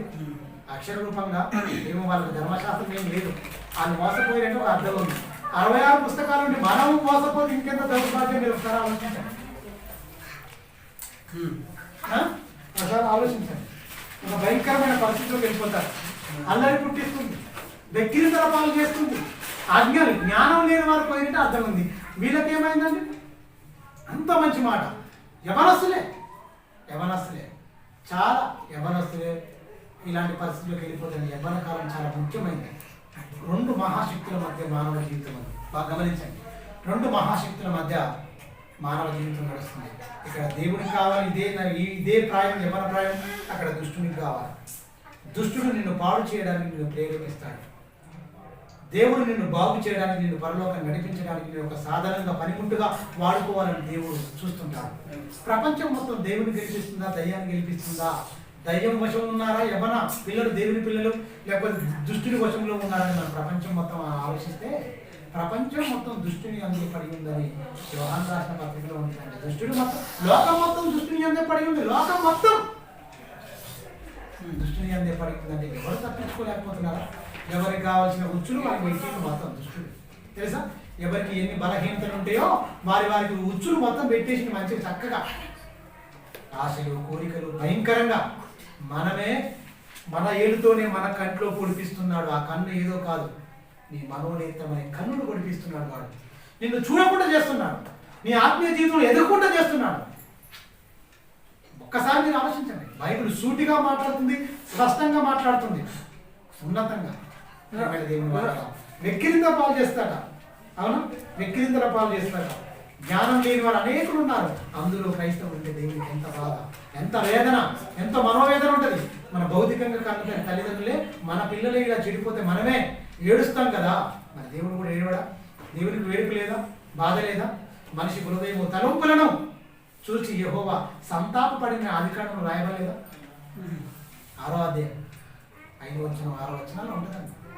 సంతాపము నొందాడు, వారి అక్రమ విషయంలో నరమాత్రులై ఉన్నారని అప్పుడే ప్రారంభంలోనే అన్నాడు. అంటే ఇప్పుడేమో అసలు ఆనందంగా ఉన్నారంటారా? ఒకసారి మీరు ఆలోచించండి. ఇచ్చిన కాలాన్ని తెలుసుకున్నవాడు గొప్పగా బ్రతుకుతాడు. తెలియకుండా ఇష్టానుసారం. అందుకనే అజ్ఞానం లెక్క జ్ఞానుల వలె మీరు ఉండాలి, జ్ఞానుల వలె మీరు నడుచుకోవాలి. సమయం లేదంటున్నారు. సమయం లేదు. సమయం పోనీక ఆ సమయాన్ని సద్వినియోగం చేసుకున్నవాడు క్రైస్తవులు, వాళ్ళే దేవుని పిల్లలు. ఒక ఉన్నతమైన స్థానంలోకి వెళ్ళి ఒక పరలోకం వెళ్ళే వాళ్ళందరూ. ఒకసారి మీరు ఆలోచించండి. ఎంత మంచి మాటలు దేవుడు రాయించిన మాటలండి, ఎంత మంచి మాటలు. వెక్కిరింతల పాలు చేస్తుందా? అవును, పిల్లల వల్ల వెక్కిరింతల పాలు. యవనస్తులే పోయి బైక్ దొరికిపోతున్నారు తాగి. మీరు ఒకసారి ఆలోచించండి. తల్లిదండ్రులకు అవమానం తెస్తున్నారు, తల్లిదండ్రులు తలలు పట్టుకుంటున్నారు. ఏమైపోతుందని వెక్కిరింతల పాలు. తాగిన వాడు ఏమైనా వింటాడా? తిన్నగా ఉంటాడా? గొడవలు తెచ్చిపెట్టారు మొత్తం. ఎంత మన భవిష్యత్తు కోరి మనల్ని బాగు చేయాలని దేవుడు ఏమంటున్నాడు? వెక్కిరింతల పాలైపోతాం ఆయన. జ్ఞానం లేని వాళ్ళు వెళ్తారు, వాళ్ళతో మీరు జోడిగా ఉండొద్దు. ఒక ఉన్నతంగా మీరు జీవించాలి అన్నది దేవుని ఉద్దేశం. ఒక ఉన్నతమైన దేవుని మాట. కాలం ఎరిగిన వాడు, ఒక ఉన్నతంగా బ్రతికే వాడని మనం చెప్పొచ్చు మంచిగా. చూడండి 4వ అధ్యాయం తెస్సలోనికీయులకు రాసిన పత్రిక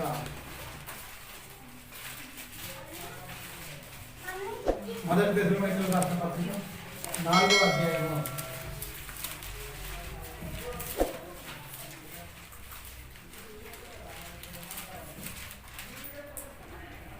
'చక్కని మాటలు ఉన్నాయి చూడండి. 4వ అధ్యాయం 4వ వచనం చూడండి. మీలో ప్రతివాడును దేవుని ఎరుగని అన్యజనుల వలె కామాభిలాషి యందు కాక పరిశుద్ధత యందును ఘనత యందును తన ఘటమును ఎట్లు కాపాడుకొనవలెనో అది ఎరిగి ఉండుటయే దేవుని చిత్తము. ఘటం అంటే అర్థమే. ఘటము అంటే నీ దేహం. దేవుని చిత్తము ఎరిగి ఉండాలి. తమ ఘటాన్ని కాపాడుకునేవాడుగా ఉండాలి. దేవుని చిత్తం తెలిసిన వాడు, దేవుని ఇష్టం ఎరిగిన వాడే తన ఘటాన్ని కాపాడుకుంటాడు. ఎరగని వాడు ఘటాన్ని కాపాడుకుంటాడు. అన్ని దుర్గుణాలు, దుర్వ్యసనాలకు లోనై భయంకరంగా వెళ్ళిపోతాయి. ప్రపంచం బాగులేదు. అర్థమైందా? క్రీస్తు 2వ రాకడలో సమయంలో ఉన్నాం. ఎవరు ఎత్తబడతారు, ఎవరు దింపబడతారు, వదిలి విడిచిపెట్టబడతారని అంటే ఎత్తబడే వాళ్ళలో ఎలా ఉండాలి? ఇగో ఇలాంటి పవిత్రత ఉండాలి. దేవుడి చిత్తం తిరిగిన వాడు తన దేహాన్ని కాపాడుకుంటాడు. తన ఘటమును ఎప్పుడు కాపాడుకున్న వాళ్ళనో అది దేవుని చిత్తమై ఉన్నది. నువ్వు నిందారహితుడిగా ఉండాలి, ఉన్నతంగా ఉండాలి, ప్రేమ కలిగి ఉండాలి, ఒక ఉన్నతమైన మంచి భావాలతో దేవుని ఆత్మ నింపుకొని పరిశుద్ధత యందు మనం జీవించాలి. పరిశుద్ధ యందు జీవించాలి. ఆ జీవించిన వారి నిత్య జీవము అంటున్నాడు. జీవించిన వాడు నిత్య జీవం అంటున్నాడు. ఆ జీవం గురించి ఒక ఉన్నతంగా చెప్తున్న మాటలు చూడండి. ఏమంటున్నాడు? 49:39 కీర్తన మొదటి వచనం నుంచి మనం చదువుకుందాం. ఆ ఘటాన్ని కాపాడుకోవాలని దావీదు గారికి అర్థమైంది. దినాలను లెక్కించుకుంటున్నాడు ఆయన. 39 కీర్తనల గ్రంథము 39. నా నాలుకతో ఘటములో ఉన్నది నాలుక. గమనించాలి. ఎక్కడ ఉంది నాలుక? ఎక్కడ ఉంది? శరీరం ఉందా నాలుక? తన ఘటములో ఉన్న నాలుకను పాపము చేయకుండానట్లు నా మార్గములలో జాగ్రత్తగా చూచుకుందును. నా మార్గములు, నా ఘటములో ఉన్న నాలుక, ఆ నాలుకే నిన్నేం చేస్తుంది? నరకాన్ని నడిపిస్తుంది. ఆయన అంటున్నాడు, నీ ఘటాన్ని పాడు చేస్తుంది, పాప పంకిలంగా మారుస్తుంది. కనుక నా నాలుకను నేను కాపాడుకుంటాను. పాపం చేయకుండా. ఎంతమందికి అర్థమైంది? ఒకసారి ఆలోచించండి. ఎంత చక్కని విషయాలు చెప్తున్నాడు దావీదు గారు. నా ఘటాన్ని నేను పవిత్రంగా ఉంచుకోవాలంటే నాలుగు కాడ చాలా జాగ్రత్తగా ఉండాలని చెప్తున్నాడు. మరి ఈ మాటలన్నీ రాయించాడు. ఆ మాటలు రాయబడిన మాటలు ఎవరిలో మనం చూడగలుగుతున్నాం? అది మనలో కనిపిస్తే మనం పరలోకం వెళ్తామని మంచి నిశ్చయంతో, మంచి తీర్మానంతో, ఒక స్థిరమైన మనసు కలవారమై ఉండాలి. మంచి నిశ్చయితగా ఉండాలి, సిద్ధపాటు ఉండాలి. ఈ రాత్రే మనల్ని దేవుడు పిలిస్తే వెళ్ళేంత ధైర్యం ఉందా? మీరు ఒకసారి ఆలోచించండి. ఈ రాత్రి చివరి దినము అని మనం అనుకుంటే పండుకునేటప్పుడు పరిస్థితి ఏంటి? ఆయన పడక మీద ఆయన ధర్మశాస్త్రాన్ని ధ్యానించాలి. నెమరు వేసుకోవాలి. నేను ఎప్పుడు అలాగే అనుకుంటా. నాకు ఇలా అయిపోయింది తండ్రి, నాకు ఇది తప్పించమని నేను ప్రార్థన చేయను. తెలుసా? ఈ రోగాన్ని బాగు చేయి తండ్రి అనంటే నీ చిత్తము నీ మొదట నా రాజ్యము నీతిని వెతకండి, నీకు అక్కడిగా ఉన్నదేవో నేను ఇస్తా. అమ్మో నా తండ్రి నేను ఎక్కడన్నా అవమానపరుస్తున్నామో, నీ చిత్తమే సిద్ధించుగాక తండ్రి. ఏం జరిగినా నీ చిత్తం చెప్పుకునే ఉంటే మాట్లాడతా, లేకపోతే నాది ఇంతే. నా పని ముగించుకొని త్వరగా నేను చూడాలన్న భాగ్యం ఈ కళ్ళతో నేను నా తండ్రిని చూడలేను. ఈ కళ్ళతో నేను అబ్రహాం చూడలేను. ఈ కళ్ళతో నేను నీతిమంతులను ఎవరు చూడలేను. ఈ మట్టి దేహాన్ని, ఈ ఘటాన్ని మంచి కాపాడుకొని పవిత్రమైన మనస్సాక్షి కలిగి ఉంటే ఇది మట్టిలోకి వెళ్ళిపోయిన వెంటనే, ఆత్మ బయటకు వచ్చిన వెంటనే ఎమ్మటే ఎక్కడ వెళ్ళిపోతా? దేవదూతల ద్వారా పరదేశికి వెళ్ళిపోతా. పరలోకం రావాలి అంటే యేసుక్రీస్తు రావాలి. అంత సిద్ధపాటు మనకు ఉండాలి. మన కళలో కూడా మనకు ఇక్కడ కలంకం రోజు మన మనసు, మన కళ్ళు, మన నాలుక అన్ని పవిత్రంగా ఉండాలండి. అది కష్టం, అయినా నీకు సాధ్యమే. ఎందుకంటే నువ్వు ఇంద్రియ నిగ్రహం గల ఆత్మను పొంది ఉన్నావు. దాస్యపు ఆత్మ కాదు, దత్తపుత్ర ఆత్మను ఇచ్చాడు నీకు. ఉపకారాత్మ, ఆదరణకర్త. నిన్ను ఆదరిస్తాడు, నిన్ను బలపరుస్తాడు. చెడు తలంపులు, చెడు ఆలోచనలు రాకుండా నిలబెడతాడు ఖచ్చితంగా. ఎవరి పిల్లలు 2 ఉన్నారు బిడ్డలు, వెంకటేష్ గారు, బీరస్వామి గారు. ఇప్పుడున్న పిల్లలను మరి బిడ్డలను చూసుకుంటే చాలా ఆనందం. ఎందుకంటే చక్కగా దేవునితో ఉండడం చాలా కష్టం. కానీ ఉన్నారంటే దేవుడు ఆకర్షణలో బిడ్డలు ఉన్నారు, సత్యవాక్యంలో ఉన్నారు. దేవుడిని తండ్రిగా చేసుకొని చక్కగా దేవుడి మాటలను ఉన్నతంగా బాబు చెప్తున్నాడు. ఒకవేళ నాకేదైనా ఎటమటమైనా బాబు ఉన్నతంగా దేవుని వాక్యం చెప్తున్నా ఒక ధైర్యం. ఎందుకంటే మంచిగా విశ్లేషణ, పిల్లలు ఉన్నారు మంచిగా చెప్తున్నారు. మీకు అభ్యాసం వాక్యమే. ఎందుకంటే ఈ మట్టి దేహం ఖచ్చితంగా మట్టికి వెళ్ళాల్సిందే, అది ఏ రకంగానైనా సరే. కానీ దేవుడు మీకు పోయిన వారు చెప్పాను అంతకుముందు వారు, మనిషికి ఉండవలసింది పోవలసింది పాపమా రోగమా. నువ్వు రోగం ఉండి చచ్చిపోయినా నీకు పరలోకం ఇచ్చిన, పాపం ఉండి చచ్చిపోతే నీకేముంది? నరకం తప్పదు. అది లేకుండా మనం ఉండాలి. నేను ఎవరైనా తప్పుగా మాట్లాడుతున్నాను, నా చూపులతో నేను తప్పుగా ఏమైనా చూస్తున్నాను, ఎక్కడైనా నా హృదయంలో, నా అంతరంగంలో కల్మషం ఎక్కడైనా పాపం ఉందా? అది ప్రతి దినం నువ్వు పరీక్షించుకుంటే మనం గొప్పవారు అవుతాం. ఆయన ఆత్మ సంగతులన్నీ నీకు బయటకు పరచాలి. నీకు ఖచ్చితంగా నీకు వాక్యం అర్థం కావాలంటే మన హృదయం పరిశుద్ధంగా ఉంటేనే మన హృదయం అనే పలక మీద ఆయన మాటలు ఆత్మచేత రాస్తాడు, లేకపోతే రాయడు. ఎందుకు అర్థం కాదు? చాలా మందికి మీరు గమనించండి, అందరిదే బైబిల్ పట్టుకుని కదా. చాలా మందికి బోధకులకు అర్థం కావట్లేదంటే లోకాన్ని ఆశిస్తున్నారు. మనసు చెడిపోయింది కనుక బైబిల్ చదివితే ఎవ్వరికి చెడిపోయిన మనసు కలిగి ఉంటే దేవుడు అస్సలు ఆ వాక్యం అర్థం కాదు. వాక్యం నీకు బాగా అర్థమైందని మంచి విశ్లేషిస్తున్నావంటే ఆత్మ నీకు సహాయంగా ఉంటాడు. నీ పరిశుద్ధమైన హృదయాన్ని బట్టి దేవుడు నీలోకి వస్తాడు. కల్మషాన్ని, మత్సరాన్ని, క్రోధాన్ని అన్ని పెట్టుకొని వాక్యం చదివినా, వాక్యం చెప్పినా పొడి పొడి మీది మాటలు చెప్తారు తప్ప నీకు అంతగానం ఉండదు. బ్రతకలేని వాడు చెప్పలేడు, బ్రతికేవాడే దేవుని మాటలు చెప్పడానికి అర్హుడు. బ్రతకలేని వాడు చెప్పలేడు, అసలు చెప్పకూడదు. బైబిల్ రూల్ అది. అందుకనే ఆయన చెప్తున్నాడు, పాటిస్తున్నాయని చెప్తున్నాడు. మంచి మాట చూడండి ఏమంటున్నాడు, చదువున్నాను. నా నాలుకతో పాపం చేయకుండానట్లు నా మార్గంలో నేను జాగ్రత్తగా చూచుకుందును. భక్తిహీనులు నా ఎదుట ఉన్నప్పుడు క్రైస్తవునికి చాలా చాలా ముఖ్యమైనది ఎవరి బిడ్డలు కూడా ఏం కావాలి, వాడు భక్తిహీనుడు. వారితో మనం కలిసి మాట్లాడినప్పుడు మనం చాలా జ్ఞానవంతంగా ఉండాలి, మంచి వివేకం కలిగి ఉండాలి.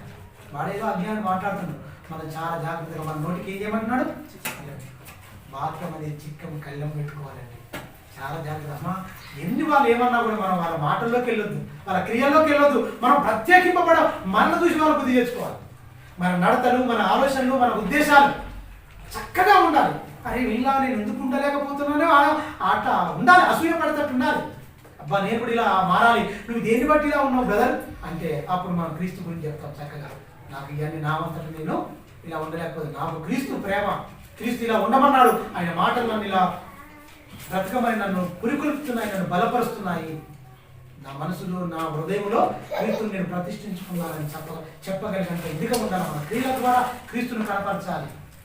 కింద వచ్చిన నా నోటికి చిక్కం ఉంచుకుని నేను ఏమీ మాట్లాడక మౌనినైతే క్షేమమును గూర్చి అయినను పలుకక నేను మౌనంగా ఉంటుంది. అయినను నా విచారము అధికమాయను. నా గుండె నాలో మండుచున్నది. ఏమంటుంది 3వ వచనం, నా గుండె నాలో మండుచున్నది.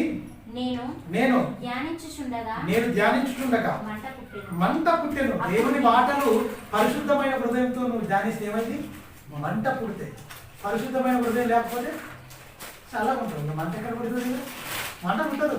నీకు మంట పుట్టాలంటే నీ పరిశుద్ధమైన హృదయం ఉండాలి, నీతిమైన జీవితం ఉండాలి. కిందికి వచ్చింది. అప్పుడు నేను ఈ మాట నోరార పలికి తిని, యెహోవా నేను ఏం నోరార పలికాను అంటే ఏమంటే నా అంతము ఎట్లున్నదో,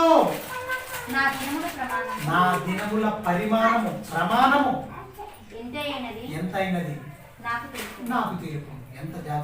ఎంత జాగ్రత్త మీరు గమనించండి. అలాంటి ప్రార్థన ఉందా, నా దినముల పరిమాణం నాకు నేర్పించు నాయన. నేను జాగ్రత్త పడతా, నా ఘటాన్ని నేను కాపాడుకోవాలి, నా నాలుకను నేను కాపాడుకోవాలి, నా కన్ను చూపులను నేను నిబంధన చేసుకోవాలి, నా హృదయ అంతరంగాల్లో దేవుని వాక్యాన్ని ముద్రించుకోవాలి. నా పడక, నేను లేచుటయు అని నా వెనక, నా ముందు, నేను కూర్చున్నట్టు తెలుసు, నేను పడుకోవడం తెలుసు, నేను ప్రతీది అని తెలుసా తెలియాలి.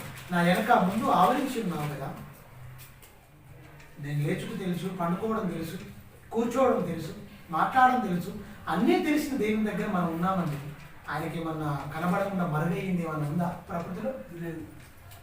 లేని దగ్గర దేవుని దగ్గరకు వచ్చి మనం అంత జాగ్రత్తగా మనం ఉంటున్నామంటే మళ్ళీ మనం పరీక్షించుకోవాలి. అందుకని ఇక్కడ అంటున్నాడు, నా దినముల పరిమాణం అంటున్నాడా. నోరార పలికిండు. ఏం పలుకుతున్నావయ్యా అంటే నా దినముల పరిమాణం అనా ఎంత ఏమయ్యా నాకు తెలుపము. నా ఆయువు ఎంత అల్పమైనదో నేను తెలుసుకుని కోరుచున్నాను. నా దినముల పరిమాణము బెత్తడి జీవితానికి అని ఆలోచించండి. బెత్తడి జీవితానికి అవి అన్నింటినీ చాలా మంది బోధకులు మారట్లేదు తెలుసా.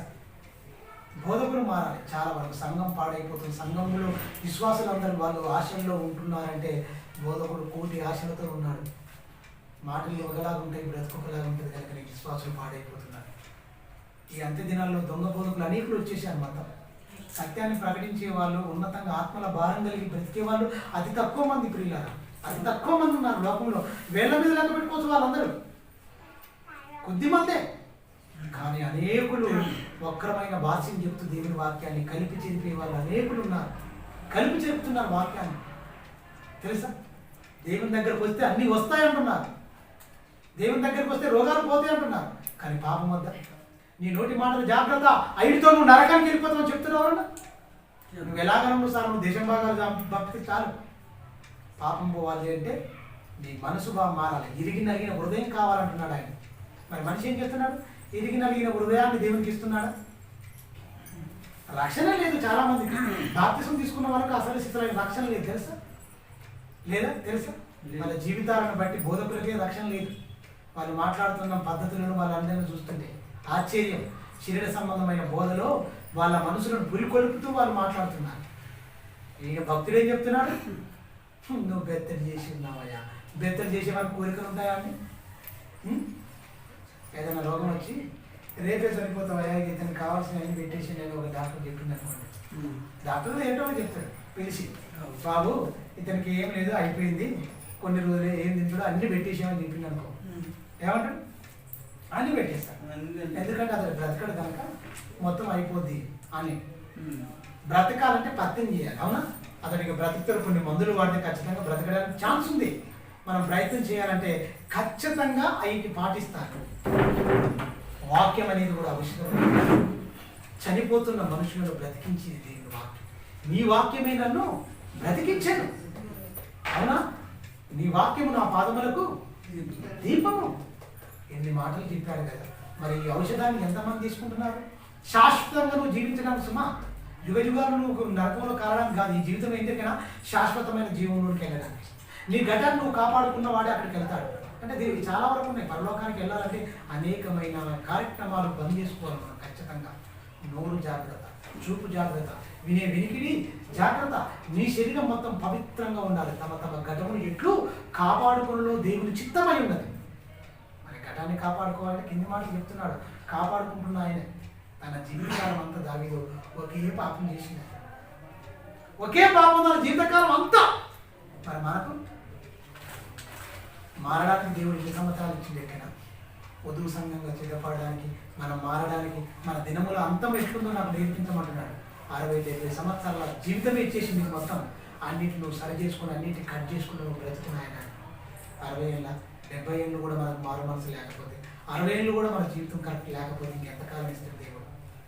జీవితం మొత్తం బాప్టిజం తీసుకుని మొదలుకొని లెక్క వేసుకుంటే ఒక్కొక్కరు 30 ఏళ్ళు 40 ఏళ్ళు దేవునిలో ఉన్నామంటారు. కానీ దేవుడు అనుకున్న కోణంలో నువ్వు మారావా? క్రీస్తు స్వారూప్యంలోకి వచ్చావా? భక్తుడిగా మారావా? సంపూర్ణంగా నువ్వు చేయబడ్డావా? వాక్యంలో పరిమితి సాధించావా? లోకజ్ఞానంలో అన్నింటిలో పరిమితి సాధిస్తావు, చక్కగా ఉంటావు. కానీ మరి దేవుని దగ్గరికి వచ్చినప్పుడు ఏమైపోయిందా? ఒక్కసారి మీరు ఆలోచించండి. అందుకని బెత్తడి చేసి ఉన్నామని కిందికి చెప్తున్నాడు. నీ సన్నిధిని నా ఆయుష్కాలము లేనట్టే ఉన్నది, లేనట్టే ఉన్నది. ఎంత స్థిరుడైన ప్రతివాడును కేవలము వట్టి ఊపిరి వలె ఉన్నాడు. వట్టి ఊపిరి కోసం ఇంత ఆరాటం. వట్టి ఊపిరి కోసం అండి ఇంత ఆరాటం. మనుషులను చూస్తుండే కోరికలతో భయంకరంగా ఉంటున్నారు. ఏదైనా మితంగా ఉన్నారు, అమితంగా ఉంది. మితం కంట్రోల్గా ఉండాలి. క్రైస్తవ జీవితం కంట్రోల్గా ఉండాలి ఖచ్చితంగా. మన జీవితం ఈయన భక్తుడు చెప్తున్నాడు, నీ సన్నిధిలో నా ఆయుష్కాలం ఏమైపోయిందంటే లేనట్టే ఉంది. లేనట్టే ఉంది అంటే మనం ఉన్నట్టే ఉంది అని చెప్తున్నారు. బోధలు టోటల్గా మార్చేశారు. ఒక ఆయన గురించి చూసుకొని ముగించుకున్నాడు. ఒక శుభార్త. ఒక ఆయన ఇవన్నీ మనసులో పెట్టుకోండి, చెప్పిన మాటలన్నీ మనసులో పెట్టుకొని మంచి వివరణ ఇచ్చి ముగించిస్తారు. దీన్ని పార్ట్ 1 ఇది ఒకటే, ఇంకా ఉన్నాయి చాలా ఉన్నాయి, ఇప్పుడు చెప్పండి. కీర్తన అదే లూకాసు వార్త 16వ అధ్యాయం 24వ వచనం మనం లూకాసు వార్త 16వ అధ్యాయం. దినముల అంతాన్ని పరిమితిని సాధించిన వ్యక్తి ఒక ఆయన ఉన్నాడు. పరిమితిని సాధించిన వ్యక్తి తన దినములన్నీ గడుపుకున్న వ్యక్తి ఒక ఆయన ఉన్నాడు. అర్థమైందా? ఆయుష్ ఉన్నట్టే ఉంది అనుకున్నాడు, చాలా రోజులు బతికాడు. ఆయుష్ లేనట్టే ఉంది దేవుని సన్నిధిలో అని బతికాడు ఒక ఆయనే. ఇద్దరున్నారు వ్యక్తులు, లోకాన్ని అనుభవించిన వాడు, లోకాన్ని వద్దనుకున్నవాడు. అర్థమైందా? నాలుకను కాపాడుకున్నవాడు, కళ్ళను కాపాడుకున్నవాడు, చెవులను కాపాడుకున్నవాడు, చక్కగా బ్రతికినవాడు, సర్వస్వమును కూలిపోయిన ఒక వ్యక్తి ఉన్నాడు. యేసుక్రీస్తు తన నోట పలుకుతున్న మాట. యేసుక్రీస్తు తన నోట పలుకుతున్న మాట ఏమని పలుకుతున్నాడు? యేసుక్రీస్తు చెప్తున్నాడు, ఒక ఉపమాన రీతిగా చెప్తున్నాడు. ధనవంతుడు ఉన్నాడు, ఒకడు దరిద్రుడే లాజరు ఉన్నాడు, అక్కడ పేదవాడు, దేవుడి నుంచి గొప్పగా బతికాడు. మరి ధనవంతుడు కూడా బతికాడు. ఇద్దరు చనిపోయారు. వీడు చనిపోయాడు, ఆయన చనిపోయాడు, ఇద్దరు చనిపోయారు. చనిపోయిన తర్వాత ఎప్పుడు బ్రతుకున్నప్పుడు దేవుని తెలుసుకోవాలా, చచ్చిపోయిన తర్వాత దేవుని తెలుసుకోవాలా? దేవుని కట్టలు ఎప్పుడు పాటించాలి? దేవుని కట్టలు ఎప్పుడు పాటించాలి? నీకు అంత ఆయుష్కాలం ఇచ్చి అంత టైం ఇస్తే నీ ఇష్టానుసారంగా బతికి నీకు ఇష్టమైన సుఖమును అనుభవించి అక్కడ పోయిన తర్వాత తండ్రి అయిన అబ్రహాం అంటే వీడు ఎవడు? వీడు యూదుడే కావచ్చు. ఎందుకంటే తండ్రి అబ్రహాం అన్నాడు, అన్నుడు పిలువడు. గమనించాలి, తండ్రి అయిన అబ్రహాం అంటే యూదుడే పిలవగలడు, ఎబ్రియుడే పిలవగలడు. ఈయన సంతానంలో ఉన్నవాడే ఎవడో పిలవగలడు, ఆయన గురించి ఇన్నవాడే పిలవగలడు. ఎవడో అన్యుడు అబ్రహాం ఎవరికి చెప్తుందని ధర్మశాస్త్రం లేనివాడు అబ్రహాం చూసి ఆ తండ్రి అయిన అబ్రహాం అని సంబోధిస్తాడా, మాట్లాడతాడా? అది మనం గమనించాలి. తండ్రి అయిన అబ్రహామా నా యందు కనికరపడు. తన వేలు ఎవరి వేలు కొనను? దరిద్రుడై శరీరం మొత్తం కుళ్ళు పట్టేసి కురుపులతో నిండిపోయి తన వాకిట్లో పడుంటాడు. తన బల్ల నుంచి పడిన రొట్టె ముక్కలు తినడానికి తిని ఆకలి తీర్చుకుంటాడు. ఎవరు? దరిద్రుడైన లాజరు. కుక్కలతో కూడా పోరాటమే పాపం ఆయనకు. కుక్కలు ఎక్కడ ఉంటాయండి? భయంకరమైన దుర్గంధం కానీ కుక్కలు ఉంటాయి. అవునా? అసలే మనిషి శరీరం భయంకరమైనది. అన్నిటికంటే భయంకరమైన దుర్గంధమే మానవ దేహం. ఒకసారి పోస్ట్ మార్టం చేసి కలిగిపోయినాయి. మా బావ బిడ్డే ఆమె జ్ఞాపకం పోసుకొని చనిపోయింది. ఆ పోస్ట్ మార్టం చేసి దాంట్లోకి వెళ్ళాలి అన్నప్పుడు అబ్బా భయంకరమైందండి అవన్నీ. ఎక్కడి దుర్గంధము ఏం కదా అట్లా దాన్ని మాట్లాడుతూ వర్ణింపని అంత భయంకరంగా ఉంటుంది అనమాట. మరి మనిషి అంత దుర్గంధం ఉంటాడు తెలుసా? లాజరు గారికి అరికాలు మొదలుకొని నన్నెత్తి వరకు టోటల్గా మొత్తం శరీరం మొత్తం కుళ్ళు పట్టిపోయింది, కురుపులతో నిండిపోయింది మొత్తం. ఆయన బల్ల నుంచి పడ్డ రొట్టె ముక్కలు కింద పడేసి అక్కడ బయట పడేసి ఈయన వాకిట్లో ఉన్నాడు. బల్ల దగ్గర ఉన్నాడంటే బల్ల ముక్కలు బల్ల నుంచి వాళ్ళు తినంగా విరిచి వాళ్ళు తినంగా వాళ్ళ పనిలో నుంచి జారిపోయి ఇది నేను కింద పడి వాళ్ళు తినరు కదండి. ఆ పక్క పడి ఊడిసేసి చీపులతో ఊడిసి వాకిట్లో పడేస్తారు. అక్కడ వాకిట్లో పడితే పరిస్థితి వాకిట్లో ఎవరు ఉన్నారు? లాజరు ఉన్నారు. అప్పుడు ఈ ఆకలి తీర్చుకోవడానికి బ్రతకడానికి ఆకలి జీవుడు. ఎందుకంటే నరుల కాలం ఏమైంది? యుద్ధకాలం వంటిది కాదా, యుద్ధమే కదా. బ్రతకాలి, తినాలి, బ్రతకాలి. ఆ రొట్టె ముక్కలు అవి తినడానికి వస్తే కుక్కలు కూడా ఆయన దగ్గరికి వచ్చినాయి మొత్తం ఆ లాజరు దగ్గర. అలాంటి వాడు ఒకరోజు విముక్తి అయిపోయాడు.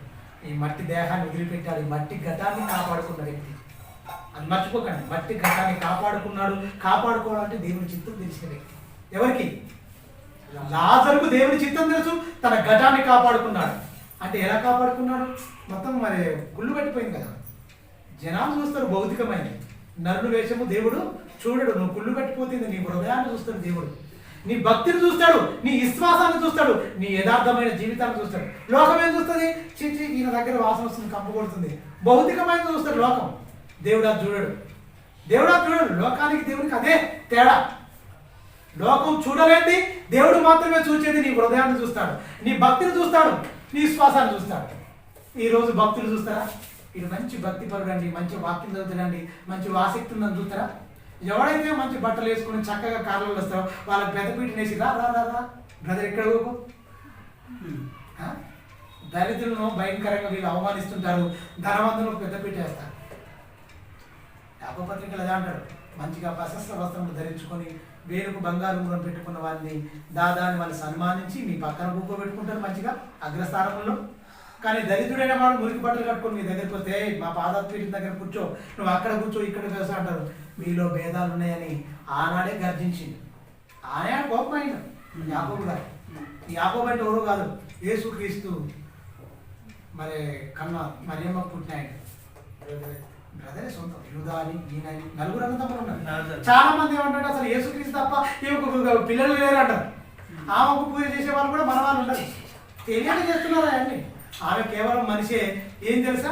యేసుక్రీస్తు ఆయన చనిపోయి తిరిగి లేచిన తర్వాత మరియమ్మ కూడా యేసుక్రీస్తు దేవుడే. యేసుక్రీస్తు మరియమ్మ కూడా యేసుక్రీస్తు దేవుడని ఒప్పుకుంటే ఆమెకు రక్షణ తెలుసా? ఆమెకు రక్షణ. ఆ సంగతి మర్చిపోయింది లోకం. ప్రేమైన దేవుని వాళ్ళ చక్కని విషయాలు మనం చూద్దాం, చక్కని విషయాలు చూద్దాం. అందుకనే తండ్రి అయిన అబ్రహాం నా ఎంత కనికరపడి తన వేలు కొనను నీళ్ళలో ముంచి నా నాలుకను చల్లార్చుటకు లాజరును పంపుము. ఎప్పుడు? శరీరంలో ఉన్నప్పుడు చీ అనుకున్నాడు శరీరంలో ఉన్నప్పుడు, కానీ చనిపోయిన తర్వాత తెలుస్తుంది ఆయన చోట ఈయన చోట.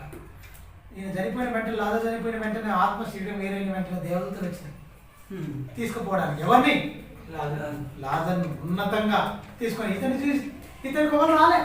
ఎందుకంటే తనకిష్టమైన సుఖమును అనుభవించాడు, తన ఘటాన్ని పాడు చేసుకున్నాడు. ధనవంతుడు ఏం చేసుకున్నాడు? తన ఘటాన్ని పాడు చేసుకోవడం అంటే అర్థం ఏంటి? తనకిష్టమైనట్టు బ్రతకడమే పాడు చేసుకోవడం. అర్థమైన దేవుని ఇష్టాన్ని చిత్తాన్ని ఎరగకపోవడమే. ఎందుకంటే దేహాన్ని ఇచ్చింది దేవుడు, కళ్ళు ఇచ్చింది దేవుడు, నీ సర్వశరీరాన్ని ఇచ్చింది దేవుడు. ఆ దేహంతో ఒకనాడు దేవుని చిత్తాన్ని ఎరగాలి తెలుసుకోవాలన్న ప్రయత్నం ఏమైనా చేసావా? శరీరం ఉన్నప్పుడు లేదు. ఇప్పుడు వచ్చి తండ్రి అయిన అబ్రహామా నా యందు కనికరపడంటే అక్కడ కూడా కనికరపడాడు, కాలిపోతూనే ఉండాలి నువ్వు యుగాలు అంటే. తన గతాన్ని కాపాడుకున్న ఒక భక్తుడు తెలుస్తున్నాడు, కాపాడుకోకుండా నాశనం చేసుకున్నవాడు. సమయాన్ని తెలుసుకున్న ఒక వ్యక్తి కనిపిస్తున్నాడు, సమయాన్ని దుర్వినియోగపరుచుకున్న వ్యక్తి, సద్వినియోగం చేసుకున్న వ్యక్తి ఒక ఆయన కనిపిస్తున్నాడు, ఆయన దుర్వినియోగం చేసుకున్న ఒక వ్యక్తి కనిపిస్తున్నాడు. నీకు ఇచ్చిన 60 ఏళ్ళు 70 ఏళ్ళ జీవితాన్ని సద్వినియోగం చేసుకుంటే పరదేశంలోకి వెళ్తావు, లేకపోతే పరలోకానికి వెళ్తావు. దుర్వినియోగం చేసుకుంటే, దుర్వినియోగపరచుకుంటే ఏమైపోతాడు? నరకానికి వెళ్ళిపోతాడు. బెస్ట్ ఎగ్జాంపుల్ ఇది ఒకటి. ఎందుకు రాయించాడు ఇది కూడా? అసలు యేసుక్రీస్తు ఎందుకు చెప్తున్నాడు ఉపమానం? అంధత్వంలో ఉన్న వారి మనోనేత్రం వెలిగించడానికి, ప్రతి ఒక్కరిని దైవత్వం నడిపించడానికి. ఉన్నతంగా యథార్థమైన సంగతి, కథ కాదు. చాలా మంది ఇది కథ అండి, లాజరు ధనవంతుడి కథ అండి. అసలు కథే కాదు, అది యథార్థమైన సంఘటన.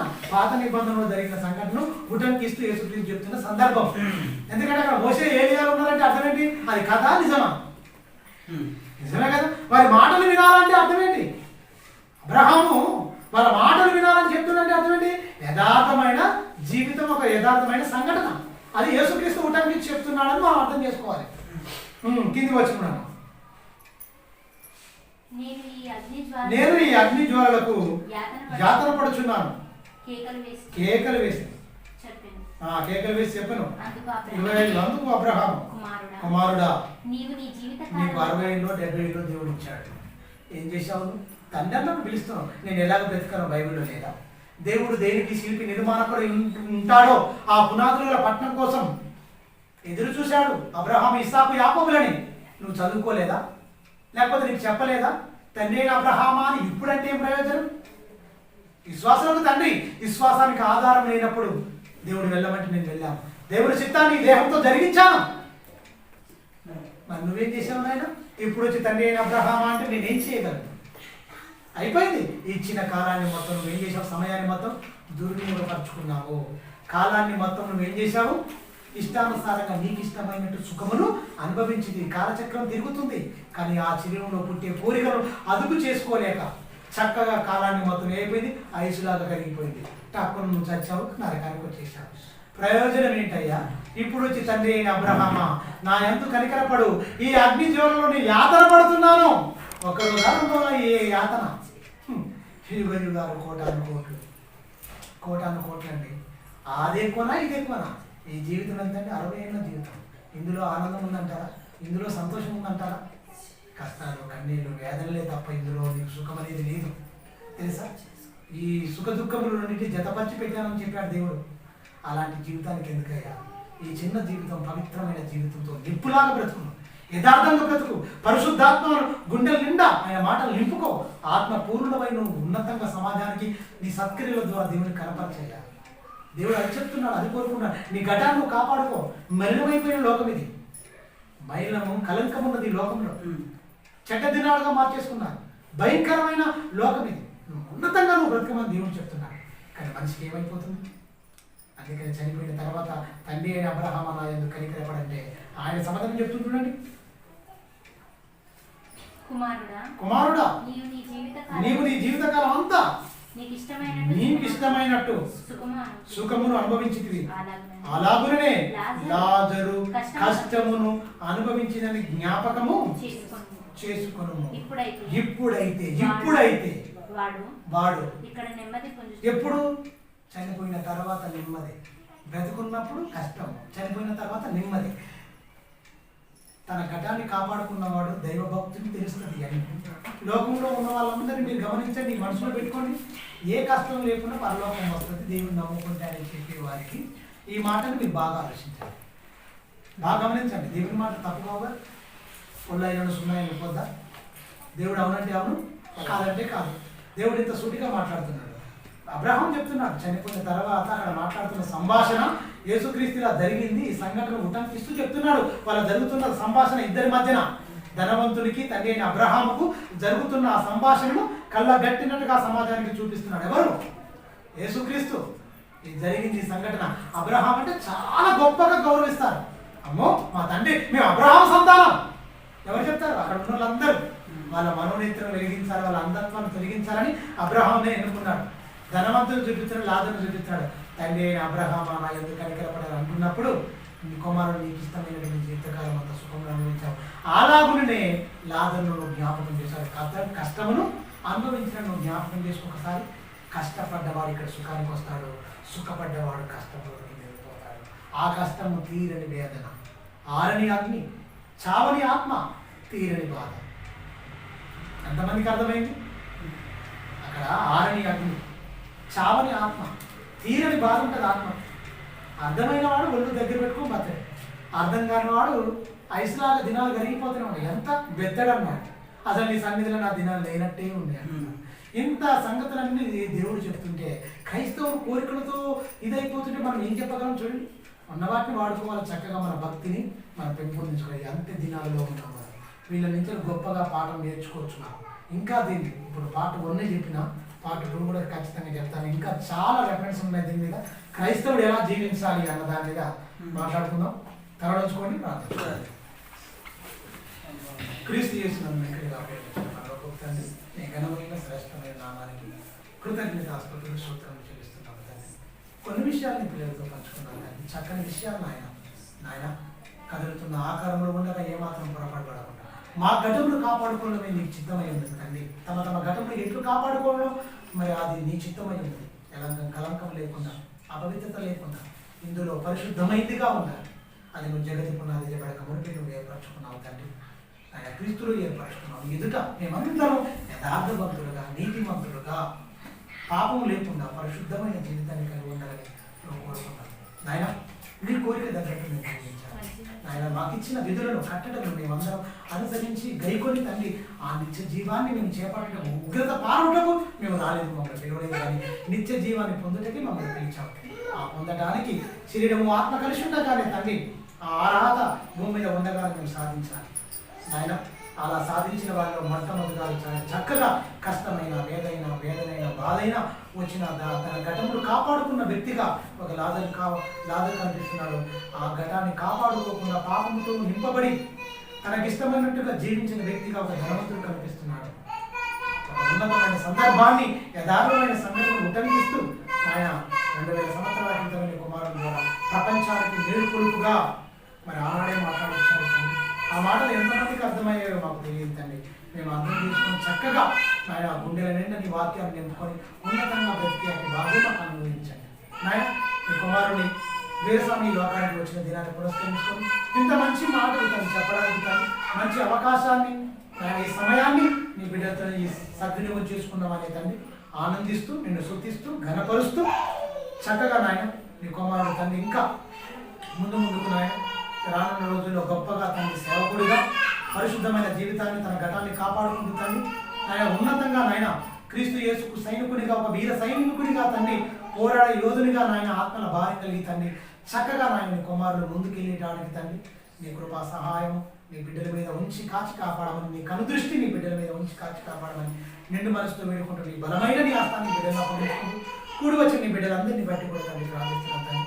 ప్రతి ఒక్కరికి తండ్రి ఆత్మ సంబంధమైన తండ్రి జ్ఞానంతో తండ్రి నింపి తండ్రి ఆయన ఉన్నతంగా పర సంబంధమైన ఈవులను నీ బిడ్డలకు అనుగ్రహించి తండ్రి మంచి ఆరోగ్యాన్ని అనుగ్రహించి తండ్రి చక్కగా తండ్రి వాళ్ళ ఘటాలను కూడా వాళ్ళు కూడా కాపాడుకుంటూ తండ్రి పరలోకానికి తండ్రి అర్హత పరిమితి సాధించే భాగ్యము నీ బిడ్డలందరికీ మా అందరికీ దయచేయమని నిండు మనసుతో వేడుకుంటూ తండ్రి ఈ దినము తండ్రి చాలా నాయన మరి మానవ జీవితమే తండ్రి చాలా చిన్న జీవితం నాయన నీ సన్నిధిలో లేనట్టే ఉన్నది తండ్రి. గడ్డి పువ్వులే ఉన్న జీవితాల గురించి ఏమాత్రం ఆలోచించకుండా తండ్రి శాశ్వతమైన జీవం గురించి ప్రతి ఒక్కరూ ఆయన మేము జీవించున్నట్లు నీ ఆత్మ ద్వారా నాయన మనమందరం పురికొల్పబడి తండ్రి మమ్మల్ని మేము తండ్రి బలపరచుకోలేము కనుక తండ్రి నీ ఆత్మ ద్వారా మమ్మల్ని అందరినీ బలపరిచి స్థిరపరచమని నిండు మనసుకోలేదు మహిమ ఘనత ప్రభావం నీకే ఆరోపిస్తూ బలమైన నీ హస్తానికి మమ్మల్ని మేము అప్పగించుకుంటూ సమస్తము నీ చిత్తానుసారంగా మా బ్రతుకుల్లో ధరించమని నీ చిత్తమే మా బ్రతుకుల్లో సిద్ధించును గాకని ప్రార్థిస్తూ నిన్ను శుద్ధిస్తూ మహిమపరుస్తూ ఈ ప్రార్థన నీ ప్రియకుమారుడు మా రక్షకుడైన యేసు క్రీస్తు వారి దివ్యమైన శ్రేష్టమైన ప్రార్థన తండ్రి.